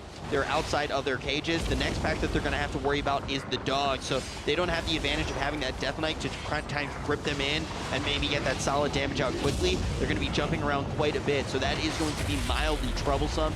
And we're going to have quite a few volcanoes that they're going to have to deal with as well. Now, these Swift Blades are, of course, very dangerous on the tank. In fact, the one death on Carleton, I believe, was actually Wapung. He did go down while we were kind of commentating on UCLA upstairs. They do a huge, very sinister strike, spike off GCV shadow hit on the tank, combined with all the other damage, very scary. These dogs themselves are quite a mess to deal with as well, as they do jump on a distant player and do splash damage at that location. So it's important for players to kind of be a bit grouped up to make sure that you are able to cleave them down, but you don't want to get too much damage onto the group themselves. Pretty easily handled, and they'll be moving over and pulling what is, of course, one of the most dangerous trash mobs in the entire dungeon, the Night Watch Mariner. Yeah, so they're on the Mariner right now, and you can see that they are taking a decent amount of damage, but it looks like they were pretty prepared for this one. The big question is whether or not UCLA will finally be able to take down Yimmeron. We do see that those warriors are still up, those Risen Warriors, trying to get them down as well. Some big cleave damage going to be coming out from Belfinin, and now they have him to about 50%, but we can see just how quickly this has turned on them in the past. No one going to be hit by the fear this time. This is very good for them as they do move forward, but take a look at Tank. When we actually do see that Dark Slash come out, if he gets spiked too hard here, I feel like, wow, he gets chunked all the way down to 30%. I mean, it's a huge hit. They're going to have to deal with another skeleton phase for sure. Look, one-on-one with that at a 14 Tyrannical, I don't know if he'll actually one-shot you. So even if Tank doesn't have a single defensive buff, he probably won't get one-shot. But guess what? When there's like 12 skeletons beating on you in combination with that Dark Slash, it's very possible that you'll die. In fact, we saw it already happen on UCLA's side. In the meantime, Carleton opting to go on the left side towards the top of the ship, which has to deal with the Grimewalker as opposed to going on the right side, dealing with that second Mariner and one extra pack, meaning that they will need to deal with more trash upstairs after Harboron. We'll have to see exactly how they opt to pull the boat. One big advantage there, of course, once again, with that Vengeance Demon Hunter having that AoE silence, which will prove very useful for some of the mobs upstairs that will cast a lot of healing spells. over here on UCLA, we do see that Imran will soon go down. Finally, one of them is starting, Hans is starting to get well in position now to click that horn. Loses a few seconds, but had the right idea, was on his way already. Carleton, of course, already downing the last 2 champions prior to engaging Harboron, which is the second boss of the dungeon. Yeah, so Carleton getting to move up those stairs to Harboron right now, and they're looking really good here. Only 1 death coming out. It's pretty clear what their strategies have been so far, but this boss tends to be one of the scariest bosses in the dungeon. That scythe, so easy to get hit by. There's so much movement that really does need to be done on this fight. Sometimes stacking is going to be really beneficial, but then at the same time you need to spread. And just like that, we're going to see those scythes come down. Warrior chunking a huge amount of damage there, is still going to be into this fight. I actually believe we saw the Warrior go down from this team before. I don't think it was Wapong. I actually think we saw Warriors go down on both sides. Oh, so, actually, you are right. Yes, so we you're need right to keep about our that. eye Absolutely. on this Warrior, make sure that he doesn't go down again. We are going to see the ads coming out here. You need to cleave them down as quick as possible. Warrior's still taking quite a bit of damage here. Harboron down to 76%. Another site's going to come out. Doesn't hit anyone here, but they seem to be doing a pretty decent job. It seems like they do know what to do, but this fight gets more and more difficult as you do move through it because you run out of space, and you can see with the pattern that they've been moving him so far, it's not just a straight circle. Scythe going to come down again. It's going to chunk Demise and Rash, the Warlock here. They're able to get healed back up by the Shaman. Another scythe comes down, not going to hit anyone too hard here, but they're running out of room, and there's still 60% health left on this boss. The name of the game on this boss here is that the players should stick together and move together around the room. This is for 2 reasons. One is that he will spawn 2 different types of mobs. Actually, both reasons are that they will spawn 2 types of mobs. One is the servitor over here on the side, which needs to be chain interrupted. Oh, and he goes down from one of the scythes, and they don't... Actually, I don't think they have the battle res active right now, so they're going to have to finish this boss off 4-manning it, but this is why it's so important to stick together. That servitor was spawned so far away from the boss, forcing the melee and the tank to run over to support with interrupts and, of course, kill it. Demise chunking down here from a scythe himself as well. And, of course, the other reason is that the secondary mobs that spawn that need to be AoE down and stun their target need to be near the boss so that everyone can help cleave them down. This is not good here. Rash spawns them away from the boss. He's by himself. He gets stunned, not able to be healed up, and nobody's able to support all the damage on the ads. So we're going to probably see a full wipe coming out of Carleton here in just a moment. I don't think, Rich, they're going to be able to finish 27% with just the tank alive. It's not happening. And especially with that Demon Hunter, the sustain's not going to be as high as something that we could see with maybe a Death Knight. You know, with the Death Knight, it's almost like sometimes just go for it, especially if you're at like that 10% mark. That tends to be the threshold. But you mentioned the group needs to stick together. At about 60% there, already we saw the real estate just being so slim. Purple stuff all over the ground. So that's a big thing when they do get to the second boss. The question is, will UCLA, after wiping so many times on that first boss, just going down over and over again to Imran, will they be able to bounce back here on the second boss? If they know this second boss really well, they're already running there, they may be able to break it down and move past this other team that was squashing them at the beginning of this dungeon. Yeah, UCLA just dealing now with the last 2 champions prior to Harboron again. But, I mean, Rich, you were saying on Harboron, you know, they're running out of space. All this purple was spawning on the ground. The thing is that purple despawns after a while, which just further iterates how bad of a job they were doing in terms of staying grouped up together, because those void zones, those nether rips will spawn near players. So if everyone's spread over the map, just like you said, they're going to run out of space because you got the healer putting some here and you got the warlock putting some here. They need to stay together and move as a unit. UCLA now wrapping up with the champions, getting ready to move up to Harboron. And of course, Harboron from Carleton's side has been re-engaged, and they are at the 78% mark on him. 76% now. We see another spike come down just like that. Warlock going to get hit again, and still this group looking very spread out here. You can see the healer moving on in, trying to get stacked up. It looks like the ad going to be spawning quite far away. They start to move slightly towards it with Harboron in tow. Warlock getting very low though yet again. They need to just focus up here. This was the threshold where it got out of hand last time, the 60% mark, but it looks like this time they are slightly more grouped together. It is just going to be their healer who is outside. If the healer can move in just a little bit, because if the healer does get targeted here by the ability that actually is going to create these ads, that's when it could get bad. You can see the ads forming right on top of the boss, and they're cleaved down very easily just with some Seed of Corruptions and that melee cleave as well. Now that second act going to come out, and a Scythe going to be able to take down this Warlock. So now Carleton going to be able to have to do it with just 4 here. UCLA still slightly behind on this fight, but they have all of their DPS. This may be a window for them to catch up, but the tank gets chunked. The tank gets chunked and Belfodin goes down. I don't know if they have a res for him right now. I mean, even if UCLA manages to just barely squeak ahead on this fight, both teams are foremanning at this point. They still have a 13 death differential to make up for. That's 1 minute and 5 seconds. And also Belfodin going down here is probably the worst member to go down as well, because the amount of cleave he can get out onto the ads is insane. You can already see where he was on the meter. Now the Frost Mage really needing to pick up the slack here, but Daphne taking quite a bit of damage. May even need to trade out that immunity to get healthy here. Splitting Ice going to be coming out. Those icicles dealing great damage onto the ads, moving out of that nether region. But we can see Harberon should go down here at 10%. For Carleton, but massive damage coming out onto both of those melee.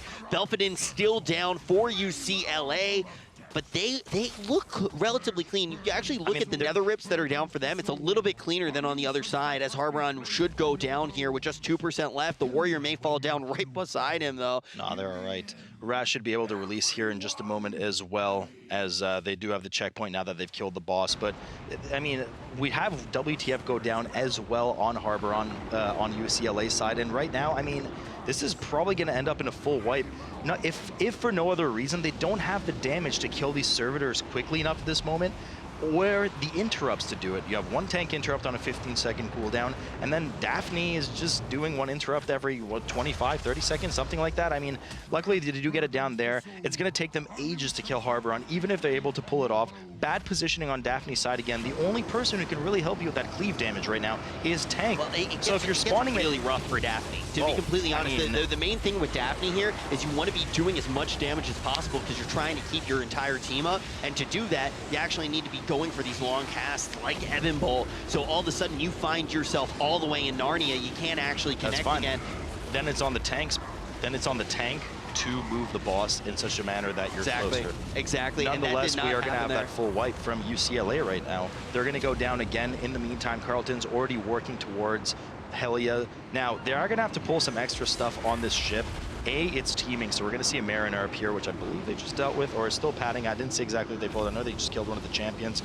They will have to deal with the trash here, a lot of it too, because they opted to go the way of the Grindwalker, the left side of the ship, on their way up to Harberon, and it's teaming, so they're probably going to have to nuke most of the ship, if I'm not mistaken. Huge advantage once again here with that Vengeance Demon Hunter, having that extra silence. He's getting really low here right now. The deadliness of those Swift Blades we mentioned earlier, with that spike damage on the tanks really shining here. They do manage to get this pack safely, no extra deaths, and we'll be moving on to the next pack. All these Mist Callers and Mist Weavers, they do a ton of healing spells, and that's why we have such a nice advantage with that Vengeance Demon Hunter that has that AoE silence on a 1-minute timer. Even with pulling this safe too, this can get dangerous, because not only do you have those heals, Lair really likes to say this, he said, just kick wet stuff up here, but the main thing is alongside those wet things, which are very dangerous, you also do have those fears coming out as well. One of those fears goes off, you misrotate your silences, all of a sudden you're running into another pack, you have even more to deal with, and at this point that is not something Carleton wants to face. But let's take a look at UCLA as they make their next attempt at Harberon here. Already the group split up quite a bit. Warrior gonna go down, Belfodin gets chunked. They do have the res, but they also just have the most spread we could possibly see from their DPS. Daphne not making it, this is when Daphne should actually be moving to the tank. You have that blink, you should just use it, get as close as possible, but just like that, they're gonna all have to move over. All of that melee going to have to run over to the servitor. That puts everyone that much further apart, and just like that, Scythe gonna come down, take out that Warrior. Again, I mean, it's just, and the thing is, Rich, you know, yeah, I respect that the casters have to sit there and, well, cast and do their casty things, but at the end of the day, these players are at home. They have a boss mod. They know the timers. They know these dangerous abilities are coming. They have the time to get in position knowing that this is coming. And if it's not them, then the tank needs to drag it over. But I mean, you can't have these 30-yard splits between the tank and the ranged. I mean, it's kind of unforgivable, because the main thing is you have blink. And also as a caster here, you want to be on top of the boss, because it is much quicker to just use a GCD and throw out an icicle and move through the boss on that site. When you're actually those 30 yards out, you can't really move around the site as easily. It's much easier to run through the boss than it is to rotate around the site, because the main thing about that ability, and you feel free to disagree with me, even when you have a lot of practice on that boss, it is kind of hard to see exactly where it's going to come down. So it's a lot easier to just be like, okay, I know it's going in this general direction. I don't care if it's 180 degrees or if it's 90 degrees or if it's 2 degrees. Step behind. I just want to be behind the boss. Yep. So even as a caster, you do want to see this, but ultimately those little mistakes compounding upon each other. UCLA will go down. Helya getting pulled by Carleton. We talk about this all the time when we're on Helya. We've seen it come down to it quite a few times. When we actually do get to the Helya phase and you're actually fighting Helya herself, the big old baddie, the matron of this ship, that submerge phase is the thing that makes and breaks teams' runs. But Carleton so far ahead now. They are steering this ship and they are trying to steer it to a game 3.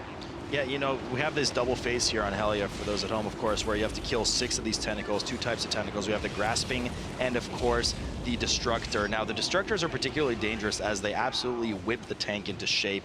Lots of bleed debuffs, lots of damage. We do have Okalaka go down. Luckily, they do have that Onk coming back right up. Once the players do kill 6 of these tentacles, regardless of which type they are, Helya will then submerge, destroy the front of the ship, spoilers, and then we will start our second phase where you actually fight Helya herself. Now, of course, you don't kill her. You get her down to around 71.5%, after which the encounter will end, because we do know you meet her later in the TOV raid for those Warcraft lovers at home. Doing a good job here, Carleton. Actually, as I say that, of course, Rash does go down. Now, the danger here is that players need to be really careful with where these destructors spawn. It's very hard to predict them. They are in predetermined locations, but can be any one of those predetermined locations. Really? So if you're nearby when they spawn, they can smack you as a DPS right away, which is what we see here from Rash. You go in the hole, they smack you too, and it's a one-shot with how hard they hit. Really quickly, want to jump up to the poop deck where we see UCLA once again going to lose Belfit in here, and it's looking quite grim for their warrior as well. That's going to be the second death, and the wind is just going to be knocked out of their sails. But over on the bow, we are going to see a full team wipe coming out from Carleton, but heads up play from them. They were able to get down that pylon a little bit earlier, but they aren't able to use it to its full potential here. Only the Warlock going to be able to get back up. The checkpoint, luckily, though, isn't too far away, so they should be able to run back in no time. But just full wipes going down on both ends. So we're going to see Harboron and Helya get engaged at about the same time. I mean, UCLA is just having a really tough time with the bosses in here. I mean, 14 Tyrannical, you know, these bosses can kill you, obviously. A lot of the abilities are very dangerous. You can't just kind of fight through the mechanics and ignore them at this level of play. And it's really punishing UCLA with their poor positioning, unfortunately, on Harboron. They have to tighten up and rotate around. In the meantime, over on Carleton's side, the DPS and the healer really need to be wary that there's another destructor spawning at some point soon, and don't be in the spots that it can spawn. Be near your tank to make sure that if it does spawn near where the group is, the tank can just pick it up. If you're by yourself, you're gonna get smacked. That's just the way it is on this boss. Player's doing a good job here communicating which side of the ship is safe when she throws out that nature volley. Of course, you will randomly cast it on the right or left side of the ship. Players will need to communicate to move out of the way. And of course, we see the dispels going down on her nature debuffs to make sure that the player dot damage doesn't get too out of control. But of course, that will put that nature void zone that we see here on the screen with Carleton on the ground. Any player caught in that will take a ton of nature damage. I will also say this one is closer than it may look. Obviously, boss standing between both of these teams and a full deck of trash, but we have already seen Carleton go down on this boss once, and there has to be a certain level of tilt going down here as well. We're gonna see that shaman just go down. Ankh has already been used. Do they have the battle res to pull up the healer? They do have it indeed, but that is sketchy before they've even gotten into the scary part of this fight. The real scary thing when Helya does break that part of the ship and starts to put out those massive void zones, that's where those little errors start to come in. All of a sudden somebody calls out left when really you were supposed to move to the left, not move away from the left. You know, that's where team errors, a team on tilt can really fall apart. And just like that, we're still going to see the shaman going down again. And UCLA with another full wipe as well. I mean, these teams are just having a really hard time with these bosses. They both seem to have hit their own, you know, respective roadblocks, so to speak here. It's really tough for them. I mean, they're just going to have to keep going at it. And right now, I mean, they need all the help they can get. They really do need all hands on deck. So the big thing is, Salute, I woke up this morning and I tried to remember what it was like to be in college. Okay. You know, I put on some Skrillex, you know, listen to some dubstep. You ever listen to dubstep? Yeah, about 40 years ago when I was in university. Yeah, so I threw on my dubstep and listen to some Skrillex. And when I think about my college days, I do not think I would have the mental fortitude to wipe this many times and get back in with a clear mind state. Like, they are playing for money. They're relatively young players here. I mean, how do you bounce back? I mean, how do you bounce back from 40 deaths? It's tough. I mean, it's tough, but they got to do it. They got to realize that, at this moment, it's tournament integrity. Money's on the line. You and I both know how great it would have been to have some extra cash when we're back in our college days. And I mean, they just got to bounce back. And I think it's important here, team synergy as well. Being able to rely on your fellow teammates for, picking you up, getting that positive vibe going, and then just getting right back into it. Carleton back on Helia again, UCLA back on Harboron again, and they're just going to keep going at it. I mean, something's got to give. One of these teams is winning this MOS run. It's just the way it's going to go.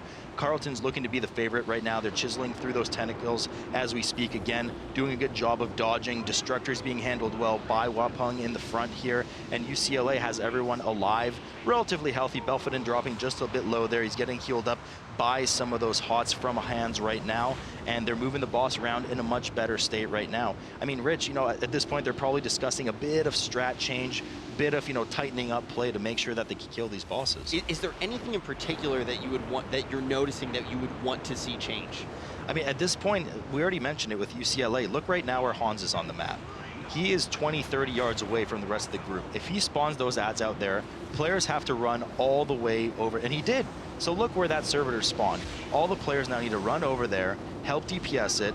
The cast goes off because there's no one to interrupt it. WTF goes down, Daphne goes down, and it's going to be another team wipe because of Hans's position at the top of the map. You gotta be near your group. I cannot state this enough. That's how you do the boss effectively. In the meantime, Carleton seems to now have finally downed their first phase on Helia. We are going to see the start of the second phase. So, of course, on the second phase, we see the Bloodlust come out. Now, there is no extra tentacles or ads to kill on this phase of the fight. We will see some tentacles pop up randomly on the ship. Those are in predetermined locations, and players can move away from them. They just kind of pop up randomly, do a little sweep around the area, and leave. We still have the nature debuff that needs to be dispelled. And, of course, the main ability is this breath here from Helia. It will cover 1/3 of the ship at a time. Players need to move out of it really quickly, else it will quite easily kill you in a fortified setting.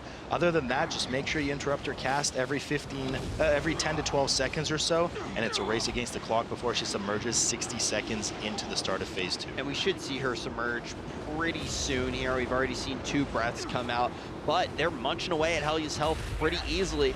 Keep in mind, only need to get to that 70% mark, so they only have that 7% left, and they are cruising. UCLA, on the other hand, though, not having the same results here. Harboron still proving to be a quite difficult boss for them, but we've seen them snap back from places that we didn't think they would come back from before. That's true. That's true. I mean, we'll have to see if Carleton can seal the deal. Helia does go down for her first down phase. Now, tips here for players, of course, are to get to the absolute top left or top right corners of the screen here. You are completely safe from any tentacles in those areas. In the meantime, you can choose to be a bit fancy for I don't know what reason and dodge the tentacles. After about 20 seconds, Helia will re-emerge from her downstairs kitchen area, which is where I assume she went because she's in the water and there's the downstairs of the ship with all her amenities down there. She comes back up. Yeah. Of course.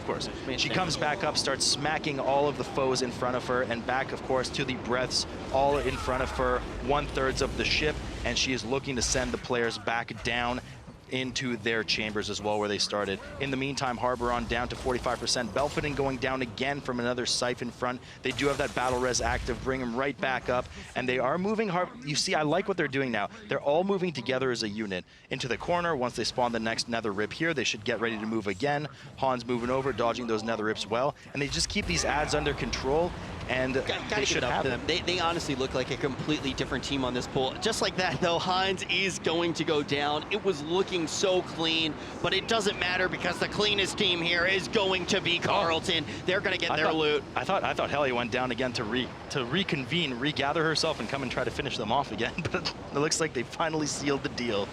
They did indeed seal the deal, get some loot, and now they got to do it again.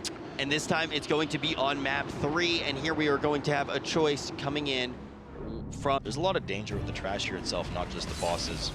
Yeah, it doesn't matter what that affix is. Like, the trash can be scary, even with Tyrannical. And we are going to see those kittens get pulled alongside of the birdies right now. So it is important to note on these cats, they do actually leap on one of the distant targets and do a ton of damage, so it could make things quite catastrophic if I do say so myself. Now, these bears as well do have a frontal cleave on the tank, along with a maddening roar with a huge radius. Every maddening roar that goes out will add a stack debuff, and making the next maddening roar hit quite hard. So there's a maddening on top of a plume there right now that almost exactly, and that maddening over and over again, it can get quite unbearable, Sloot. Absolutely. I mean, that's a rather grisly joke on your part. We'll kill both of the bears here at once. Now, this first pack, you can usually pull one bear at a time. Usually you only see one bear here in the first place, but because of the virtue that we're on and teaming, we will see 2 of them. And of course, this next pack coming up after the bears, usually you will only see 2 of these ruiner casters. This time there's 4. Now, there is a nice advantage once again here from the Vengeance Demoner, having that AoE silence on a 1-minute CD on these heavy casting packs. Now, we're seeing both of these groups handle this pretty well. You already noted that this trash can be a little bit scary here. Both of them at about the same place, but we're going to see this bear jumping into the fray here while they still do have some other ads as well. So that this could be difficult for UCLA to deal with. They're cleaning up just a few of those lower ads, but they still do have about 2 more packs on top of that bear. We can see Daphne took a decent amount of damage. Daphne actually went down and is now back up. He got hit by the cleave from the bear, which you have to be very careful with. I mean, there is that frontal cleave. He will hit you with his bear paws, so you have to be out of the way, otherwise you will take the same damage as that tank. Hits very, very hard. Yeah, you need to be positive that you are out of the range of that ability. Absolutely, Rich, right you are. So now we do see UCLA finally downing that pack on the right. Usually an optional pack. There are a few different trash packs you can pull in this dungeon overall, so it's going to be interesting to see with that extra pack and the bear on the side, what UCLA will opt to skip. Rich, time and time again, and in this tournament too, we've talked about that mass stealth, which we haven't seen present in any of the teams here. This is a dungeon that is often utilized for stealth or invis-pot, especially in the trash leading up to Shade of Xavius after Dress Run. So we'll have to keep an eye on what happens after that 3rd boss, and perhaps this is exactly what UCLA is planning by pulling that extra pack here. Now, this downstairs area where Carleton is right now and UCLA is working towards is very dangerous. There's tons of extra trash that you don't need all around us. So you have to be very careful with your movement and what abilities used to accidentally not aggro something that you don't want to be dealing with. The other thing to talk about when you think of the stealth, if you remember in the MDI, and if you guys didn't watch the MDI, right before we actually get into that first boss, we saw a lot of teams opting to even sacrifice a player to avoid that double bear pull that's there. And then after that, the next pack where you actually do have those keepers that are getting that healing out, choosing to use the stealth there, and then once again, sometimes even skipping the last pack before they get to the final boss, Xavius of the dungeon. So there were so many different opportunities where we really saw teams put seconds in their back pocket in the Mythic Dungeon Invitational, but here it doesn't look like they're going to be able to go for something like that unless they go for a sacrifice strategy.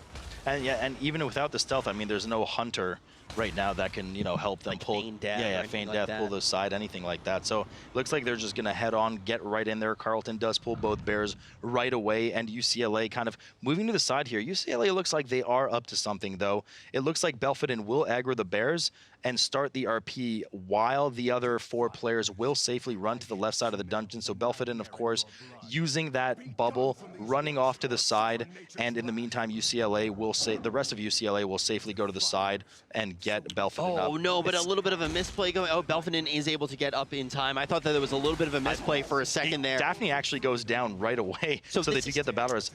This is something that I just want to throw out here. After the performances that we've seen so far, I don't want to see too many cheeky things come out. I would much rather just see, you know what, just pull the bears. Just try to go through the bears. Let's not get too fancy here, because sometimes you put on your dancing shoes and you slip right on the dance floor. I just want to see UCLA and Carleton just go about it by the book. But right now, UCLA is already getting some decent work done on Gladylus, and he is about at that 50% mark. It is going to be Carleton that is slightly behind in this one.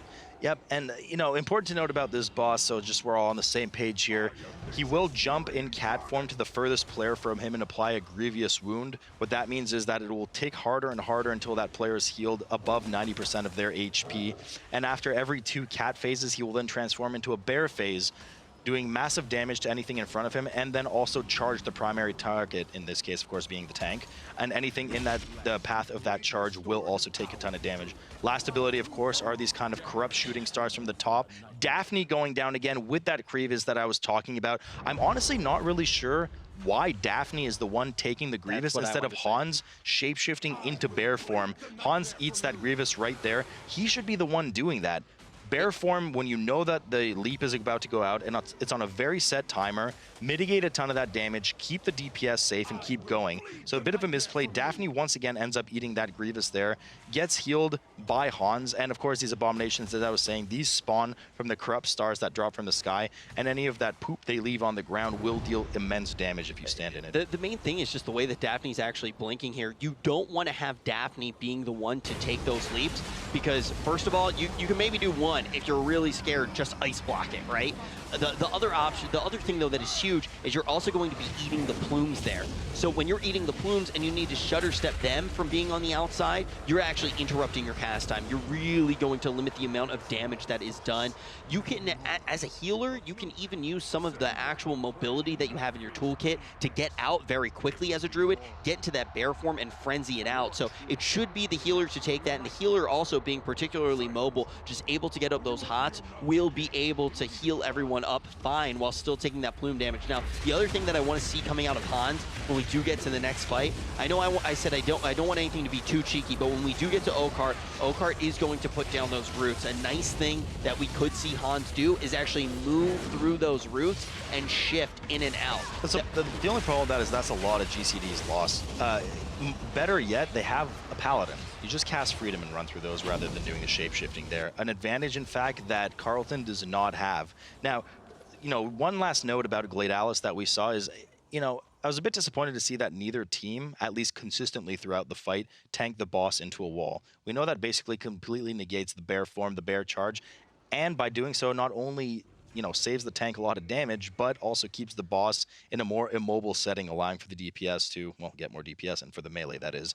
UCLA, of course, opting to skip that trash pack on the side composed of some keepers, the sister, and of course, the Dryad, that is, and of course some of these blossoms. Most people do skip that. It looks like somebody did accidentally aggro the pack. It was the mage. They will have to kill themselves. Luckily, it did not aggro to the rest of the pack, and UCLA is able to just deal with this central pat around the fountain in the middle prior to moving to the next 3-keeper pack, because we are on teaming. Small saving grace there, definitely. Yeah. Not having it aggro onto the whole group. Luckily as well, with it being the mage, invisibility can be used to get back to the pack without, get back to the rest of the team without pulling that pack. So should be fine for Daphne to reconnect with the group here. But I think overall, the main thing that we're seeing in this dungeon, as much as we want to just see it completed as simply as possible, without the frills, without the bells and whistles, there are a lot of opportunities to have more damage. There's a lot of missed damage based off of the way that they were going about these fights. We saw it with the melee, with how it's being tanked in bear form. We're going to see a warrior go down here, blowing up the meters, but in the process going to just blow up himself. But yeah. Also, like, with having a caster standing outside instead of having the healer, like, it just over and over and over again. Didn't get to pay too much attention to Carleton to see if that was happening with the Warlock, but a Warlock can actually handle that slightly better than a Mage can, just based off of, you know, you can redot, you can life tap, you can use Unending Resolve. You're a little bit tankier passively too, because you do have that pet, so. So I want to I do want to note about this pack here. Demise does go down here on Carleton's side as well. This is a really dangerous pack, even not unfortified. We have teaming, so we have 3 keepers. Now what these keepers do is they have an aura that constantly heals the blossoms around them for 5% HP per second, stacking. So 3 of them 15%. Excuse me, per second, and of course those blossoms won't die in the meantime. But the bigger danger is these green mushrooms that they kind of put out. Now these explode for massive nature damage in a fairly big area when players trigger them around. Now the tank can usually kind of safely run through them to pop some, but you want to make sure that none of the melee is nearby when you do that. And of course, who are the 2 dead players right now in Carleton? They're the melee. So they have to be really careful when moving around those flowers, and they have to have good communication with the tank, which here they didn't, and it cost them not only 10 seconds in terms of deaths, a bunch of time for the res, but also a ton of time lost because they had to 3-man the rest of that trash pack. One of the things to note, though, is with that trash dead, I would say some of the more difficult trash in the entire dungeon is safely out of the way. So that should fare well for these teams as they do move forward in this dungeon. This next trash pack, not too difficult to deal with as they do actually get to Oakheart. Absolutely. Moving up now, we do have one patrol consisting of 2 flowers and 1 dryad, and of course, those patrolling gooey guys, as I like to call them, the nightmare dwellers rather. There are 5 of them in front of the boss. Webpung opts to pull 3 of them along with that pad. Now, these are generally pretty dangerous in the sense that they have a lot of HP, they hit the tank hard, but really the bigger thing is they have this channeled tormenting eye cast that does a channeled shadow dot on a player, and should the cast finish, it will also nuke and fear the player for about 4 seconds. So you have to make sure to interrupt them. Again, huge advantage here for things like Blood Elves, Vengeance Demon Hunter with that Sigil of Silence as well. Carleton should be able to kill these dwellers off momentarily here. In the meantime, UCLA has already started on Oakheart, and they should be able to chisel through him pretty quickly. Now, important to note on Oakheart abilities here, he does have a crushing grip on the tank every 30 seconds that does a ton of damage to the tank. He has a frontal nightmare breath that you want to make sure you stay out of the way of. Absolutely just pummels the tank with melee. And Rich, as you mentioned earlier, there are those roots on the ground that you want to make sure that you either step into in DPS, or you're going to have to deal with a ton of little flowers, you know, moving about. With a paladin in their group, I'm going to go out on a limb here and say that they're probably going to step through those traps with freedom and DPS them down. And that's really not the mechanic that you want to be the root of your problems either. That one is relatively easy to deal with. It's going to be slightly harder. Oh, wow, Ankh going to be used here by their shaman. They're going to have a more difficult time actually dealing with these the roots that are put on the ground. I think they may just opt to avoid them and hope that their damage is enough that they can. On a 14, sometimes you can just completely ignore the roots.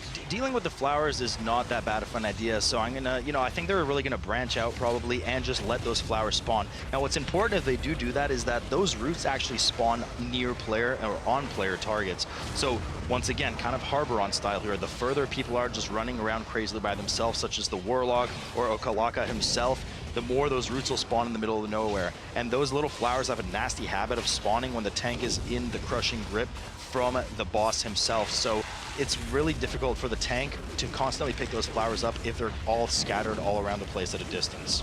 Both of these guys going to be chipping away at the sentry of Xavius. Both at around 37%, should be able to fall this tree very quickly. But tank! Oh!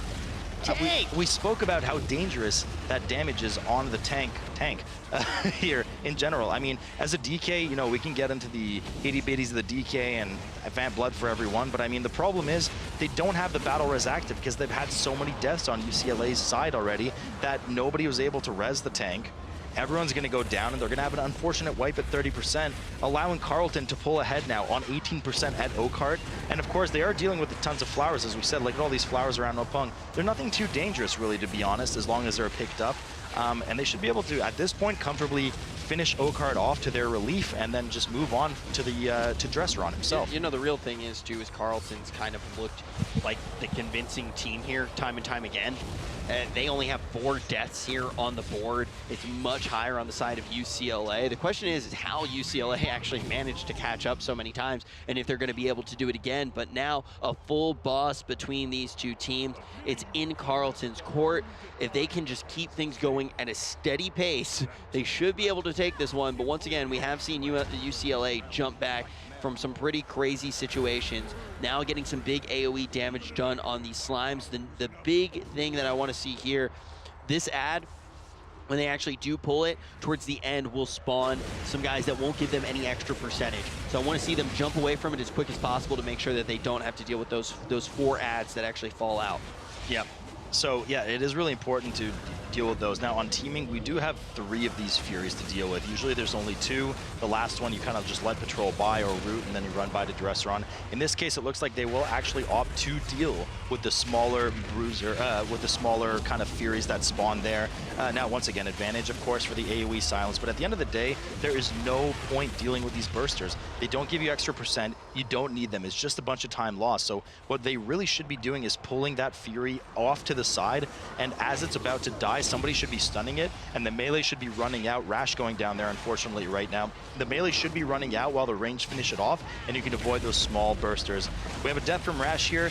It's good that they're not releasing because the only checkpoint in this dungeon is after that first boss, Gladealis, so releasing would be a huge, huge detriment. He'd have to run all the way back and, of course, have to try and dodge that trash that he probably wouldn't be able to alone that they avoided at the beginning. Yeah, that's definitely the right play here, but still they're going through the bursters over and over again. And as much as typically I would say this is the wrong play, I feel like dealing with the bursters here might just be the safest bet. You know, don't try to be fancy. Don't risk body pulling anything else. You had a few rough dungeons before. Maybe you just actually deal with the bursters. You know, just go ahead, pull one at a time, get those big elementals and deal with the bursters. And you can see right now, one of the big elementals going to move on up. It's going to pat up here. That's going to give them the opportunity to get this AoE going. Hopefully they don't pull the Fury into this AoE. They look clean to do it now. Now they may as well just take down the Fury along with those bursters. But jumping back on to this Oak-Heart attempt for UCLA, we see that WTF Hone Laser has fallen down to Oak-Heart, so they're going to have to do it with just 2 DPS here and a huge amount of flowers spawning out of these roots. Yeah, so I mean, I guess they don't have that. Oh, actually, I was just about to say they don't have their Battle Res Acto, but they do actually get him up, so that must be Tank's Battle Res that they didn't have it prior to this. I'm not sure why it took so long. I mean, that was quite an extended period of just formatting it for a while. Tank getting down to 8% after that crushing grip right there. Luckily, it doesn't go down. You have to be really careful when that happens because the boss can just smack you with a melee right after and finish you up. Luckily, Oak-Heart should be going down for them in just a moment, and they as well will be able to move on to Dresseron's trash, composing of those goos and, of course, the Furies that we were just discussing earlier with UCLA now downing. They will be able to pull that first pack going over in just a moment. Yeah, we really didn't see Belfodin fully utilize freedom there. Sometimes you'll actually see, as we talked about earlier, it's easy for both druids and paladins to deal with it. It's even easier for a paladin. You know, you throw the freedom on and you just get on top of that horse, run around in a circle and deal with it here. Now Dresseron can be a particularly dangerous boss. They pull so many ads here. I don't know why they choose to pull the ads. If you remember the MDI, we saw a lot of teams actually choose to pull the ads, but that was only for the rogues because rogues can actually get higher single target damage when they have those ads to cleave on. And still, they usually didn't take this many of the ads. We are going to see some, we're going to see just for the combo points. It's literally just for the combo points getting hit with that Shuriken Storm. But here, we are going to see massive amounts of damage coming out from these players, but it's simply just padding the meters. Rash going to fall down after getting out quite a few of those Seeds of Corruption, but Dresseron falling below half health here. They should be able to get it done, but just like that, huge amounts of damage coming out to just about everyone. The Shaman struggling to keep everyone up.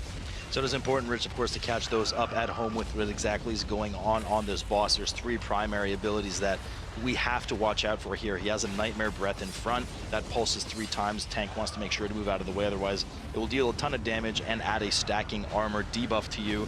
After which, of course, we do see the wings, the wing pushback here that we're seeing on the players on Carleton. This will push you, the further you are away from the center of the boss, the harder you will get pushed. And if you get pushed into the eggs on the side, then just like we were discussing, you will spawn a bunch of these whelplings, which inherently aren't dangerous by themselves, but they add up a lot of extra damage on people, and it can be a bit of a pain in the butt for the tank to pick up, depending where they spawn. And of course, the last very dangerous ability is the boss's Cave-In ability, which you will cast on a random player, including the tank. It will first of all hit the entire group for a fair bit of damage, and after that will cause some area denial that if you step into, you will suffer a lot of damage. So the combination of that kind of cave-in with accidentally getting hit by a plume, a whelpling hitting you by accident, whatever it may be, getting hit by the breath right there, like Demise just got nicked by, that's going to finish you off.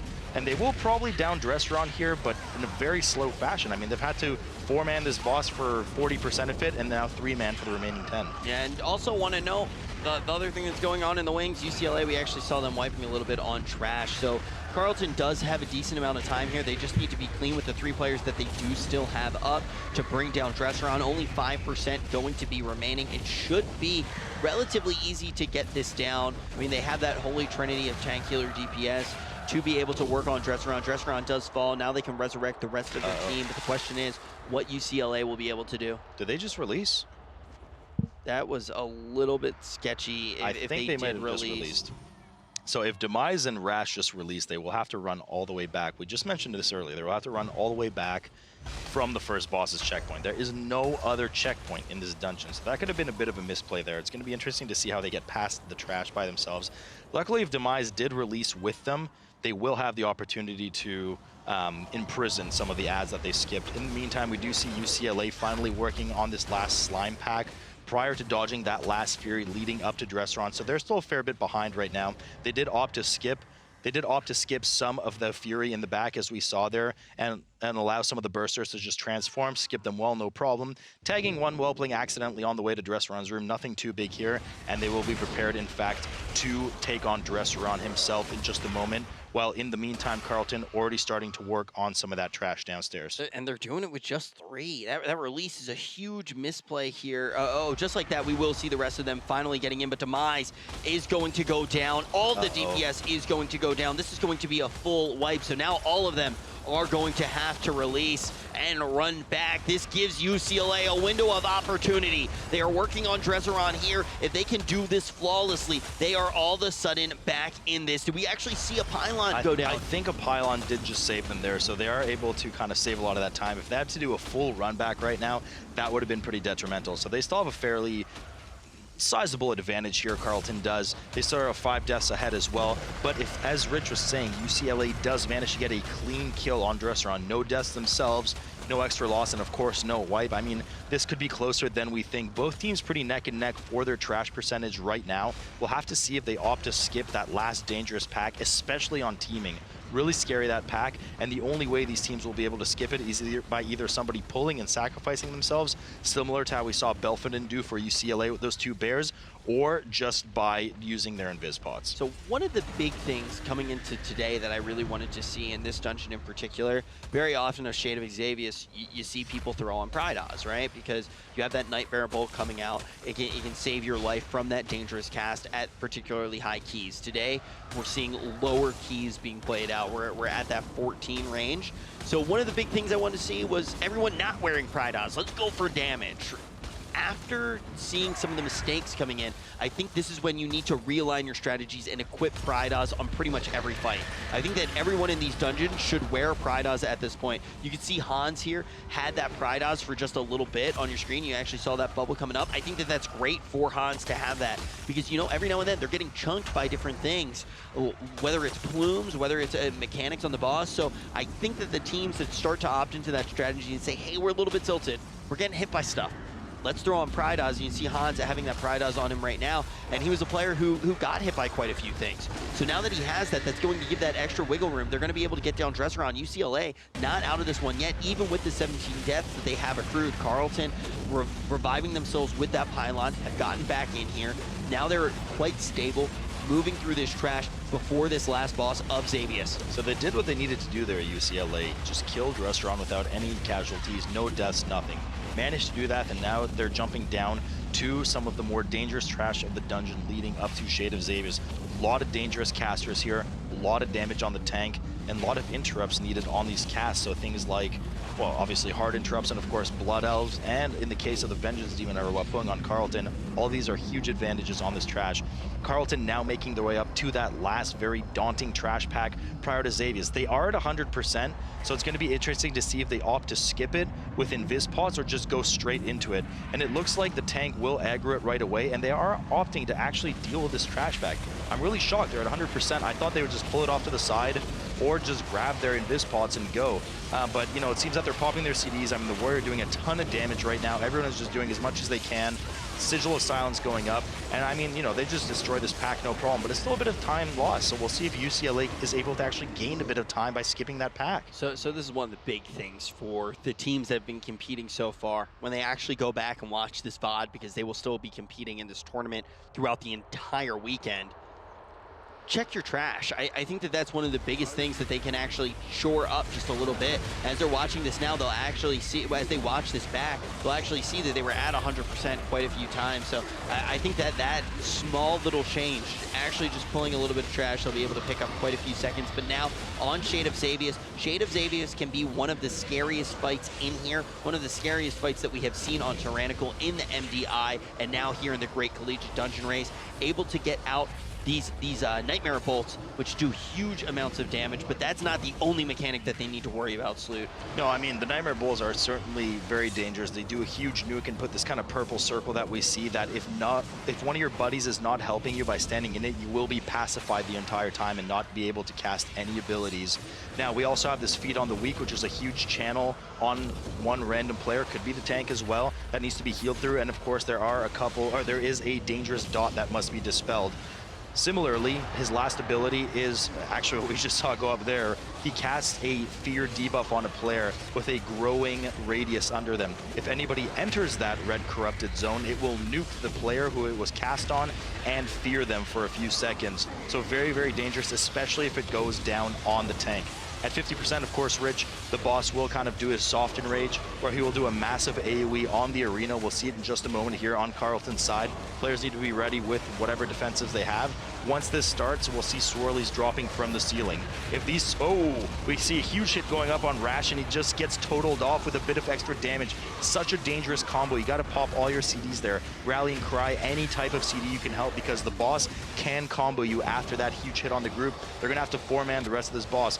And as I was mentioning, these swirlies coming down from the ceiling not only damage players now, but if the boss connects with one of them, he will get a 5% damage buff stacking up to 10 times. So it's important to move the boss around the area to make sure that you're not absorbing too many of those hits into the boss. Having a player go down here could be huge. UCLA only about 20 seconds behind because of deaths, and now starting to catch up on the percentage since that player has gone down. We've only seen 30% of damage dealt from Carleton onto the Shade of Xavius. UCLA absolutely trucking right now. Their Frost Mage getting out some very impressive numbers. Right behind the Frost Mage is going to be the Warrior as well. If they're able to just kick this up a little bit, if another player does go down on the side of Carleton, they may be able to catch up. They've made it through that soft enrage, that actual transition that comes at 50%, and the massive amount of damage that has gone out. But it looks like Carleton should be able to take this one home. We are going to see that plume. That one was really close, Sloot.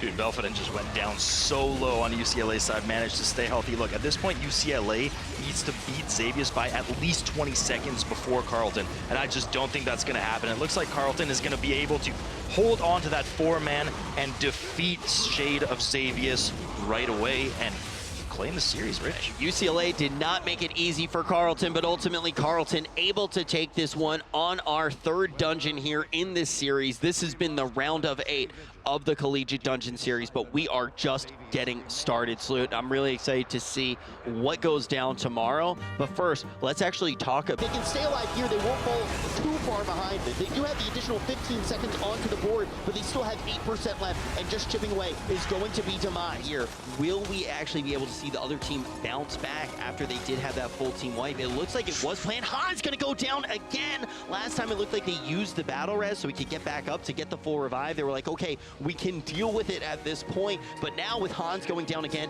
this could just be it. Oh, just like this, they may actually have a full team wipe on Trash, but Hans gonna go down again! Hans, what are you doing? Hans, no! That's gonna be a full wipe. I mean, they just don't have that battle res active. Tank goes down again. The rest of the team will fall shortly. I mean, at this point, they know they're gonna kill the boss. I mean, he's at 85%, 81%, excuse me. Now we are going to see, it looks like Hans has been able to stabilize, trying to fight through here. As far as deaths are concerned, oh my goodness, Rash going to go down here, and just like that, we are going to see 15 deaths on the side of Carleton, 19 on the side of UCLA. UCLA should be able to shore this up here. They should be able to finally take and engage Adam in the first place.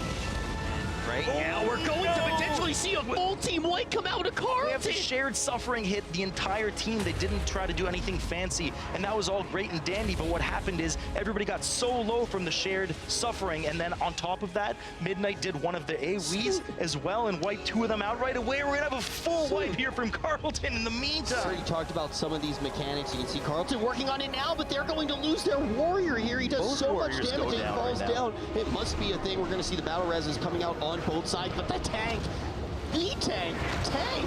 going to fall here as well. That should be a full team wipe coming in from UCLA to start off this dungeon. Carleton now just needs to play this one clean, doesn't need to get fancy at all. Move again. Hans moving over, dodging those nether rips well, and they just keep these ads under control.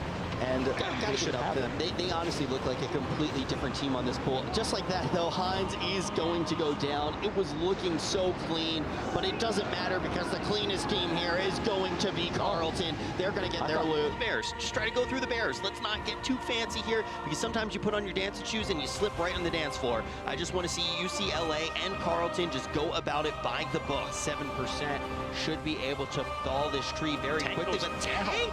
Oh! Tank! We spoke about how dangerous that damage is on the tank here in general. I mean, UCLA did not make it easy for Carleton, but ultimately Carleton able to take this one on our third dungeon here in this series. This has been the round of 8 of the Collegiate Dungeon series, but we are just getting started. Yeah, you're 100% right, though. CSUC did engage the boss first, but they're not very far ahead here. It looks like actually LUC going to be able to get this one down first, so that looks very good for them. Less deaths, also able to get higher single target damage, and it's that BM Hunter on top of the meters here. So I mean, CSUC really turned it around with Muros. Really able to whip it around. They were falling behind, but they said nay. They were able to get back into this one, and now please show me the loot. I really do want to see the loot one day soon. We're not going to see that loot, Rich. I don't think you know we're not. I'm going to keep asking, though. I'm going to keep asking. But now, 100K mark, pretty solid single target damage coming out here. Rockmora should fall in just a second, but it looks like we may see the Druid fall as well. Is going to be picked up here, but not out of the woods yet. Still not even at half health. Just like that, slowly starting to recover. Great discipline coming out of Peach Pie. Still really putting the damage to be an extra 5 seconds. But they didn't have the drummer boys posse coming on down to mess with them either. So these little things starting to compound on top of each other. LUC ahead in this one. Prior to another transition phase. It looks like they're in the clear to do so in just a moment. One more hand phase comes up. Snake Boy does actually get hit by those hands. The boss is, of course, very hands-on. They do down him, fortunately, and they will be moving on to the next trash leading up to Neuraxis. They're now just getting back and preparing to pull Neuraxis themselves. Meanwhile, LUC working on the final trash. We do have 2 deaths going down. Footy and Domine going down in the meantime. I'm not sure. Now, Mar can stay alive basically forever here, but it's going to take so long for them. They have to start running back right away right now. I mean, they just lost 3 members of their team. Mar actually does go down too. He does eat another plume to the face, and they will have also a full wipe with the last 2 packs prior to Neuraxis. Falling behind, trying to get Neuraxis down. We can see one of the slowest tanks in the game trying to get away from this, but using the mechanics very well. Should not get devoured there by Neuraxis. They should be able to have her fall just now. And now they have to catch up. They need to go for a massive pull here. I want to see them just go for everything. Critical for CSUC to have some kind of death or wipe at the end. Otherwise, this will be a 2-0 sweep. Full screen gonna come in here. Will we see this one get closed out? And just like that, show me the loot, because these guys have not only taken this game, but they have taken the entire series. They are going to come out on top in this round of 8.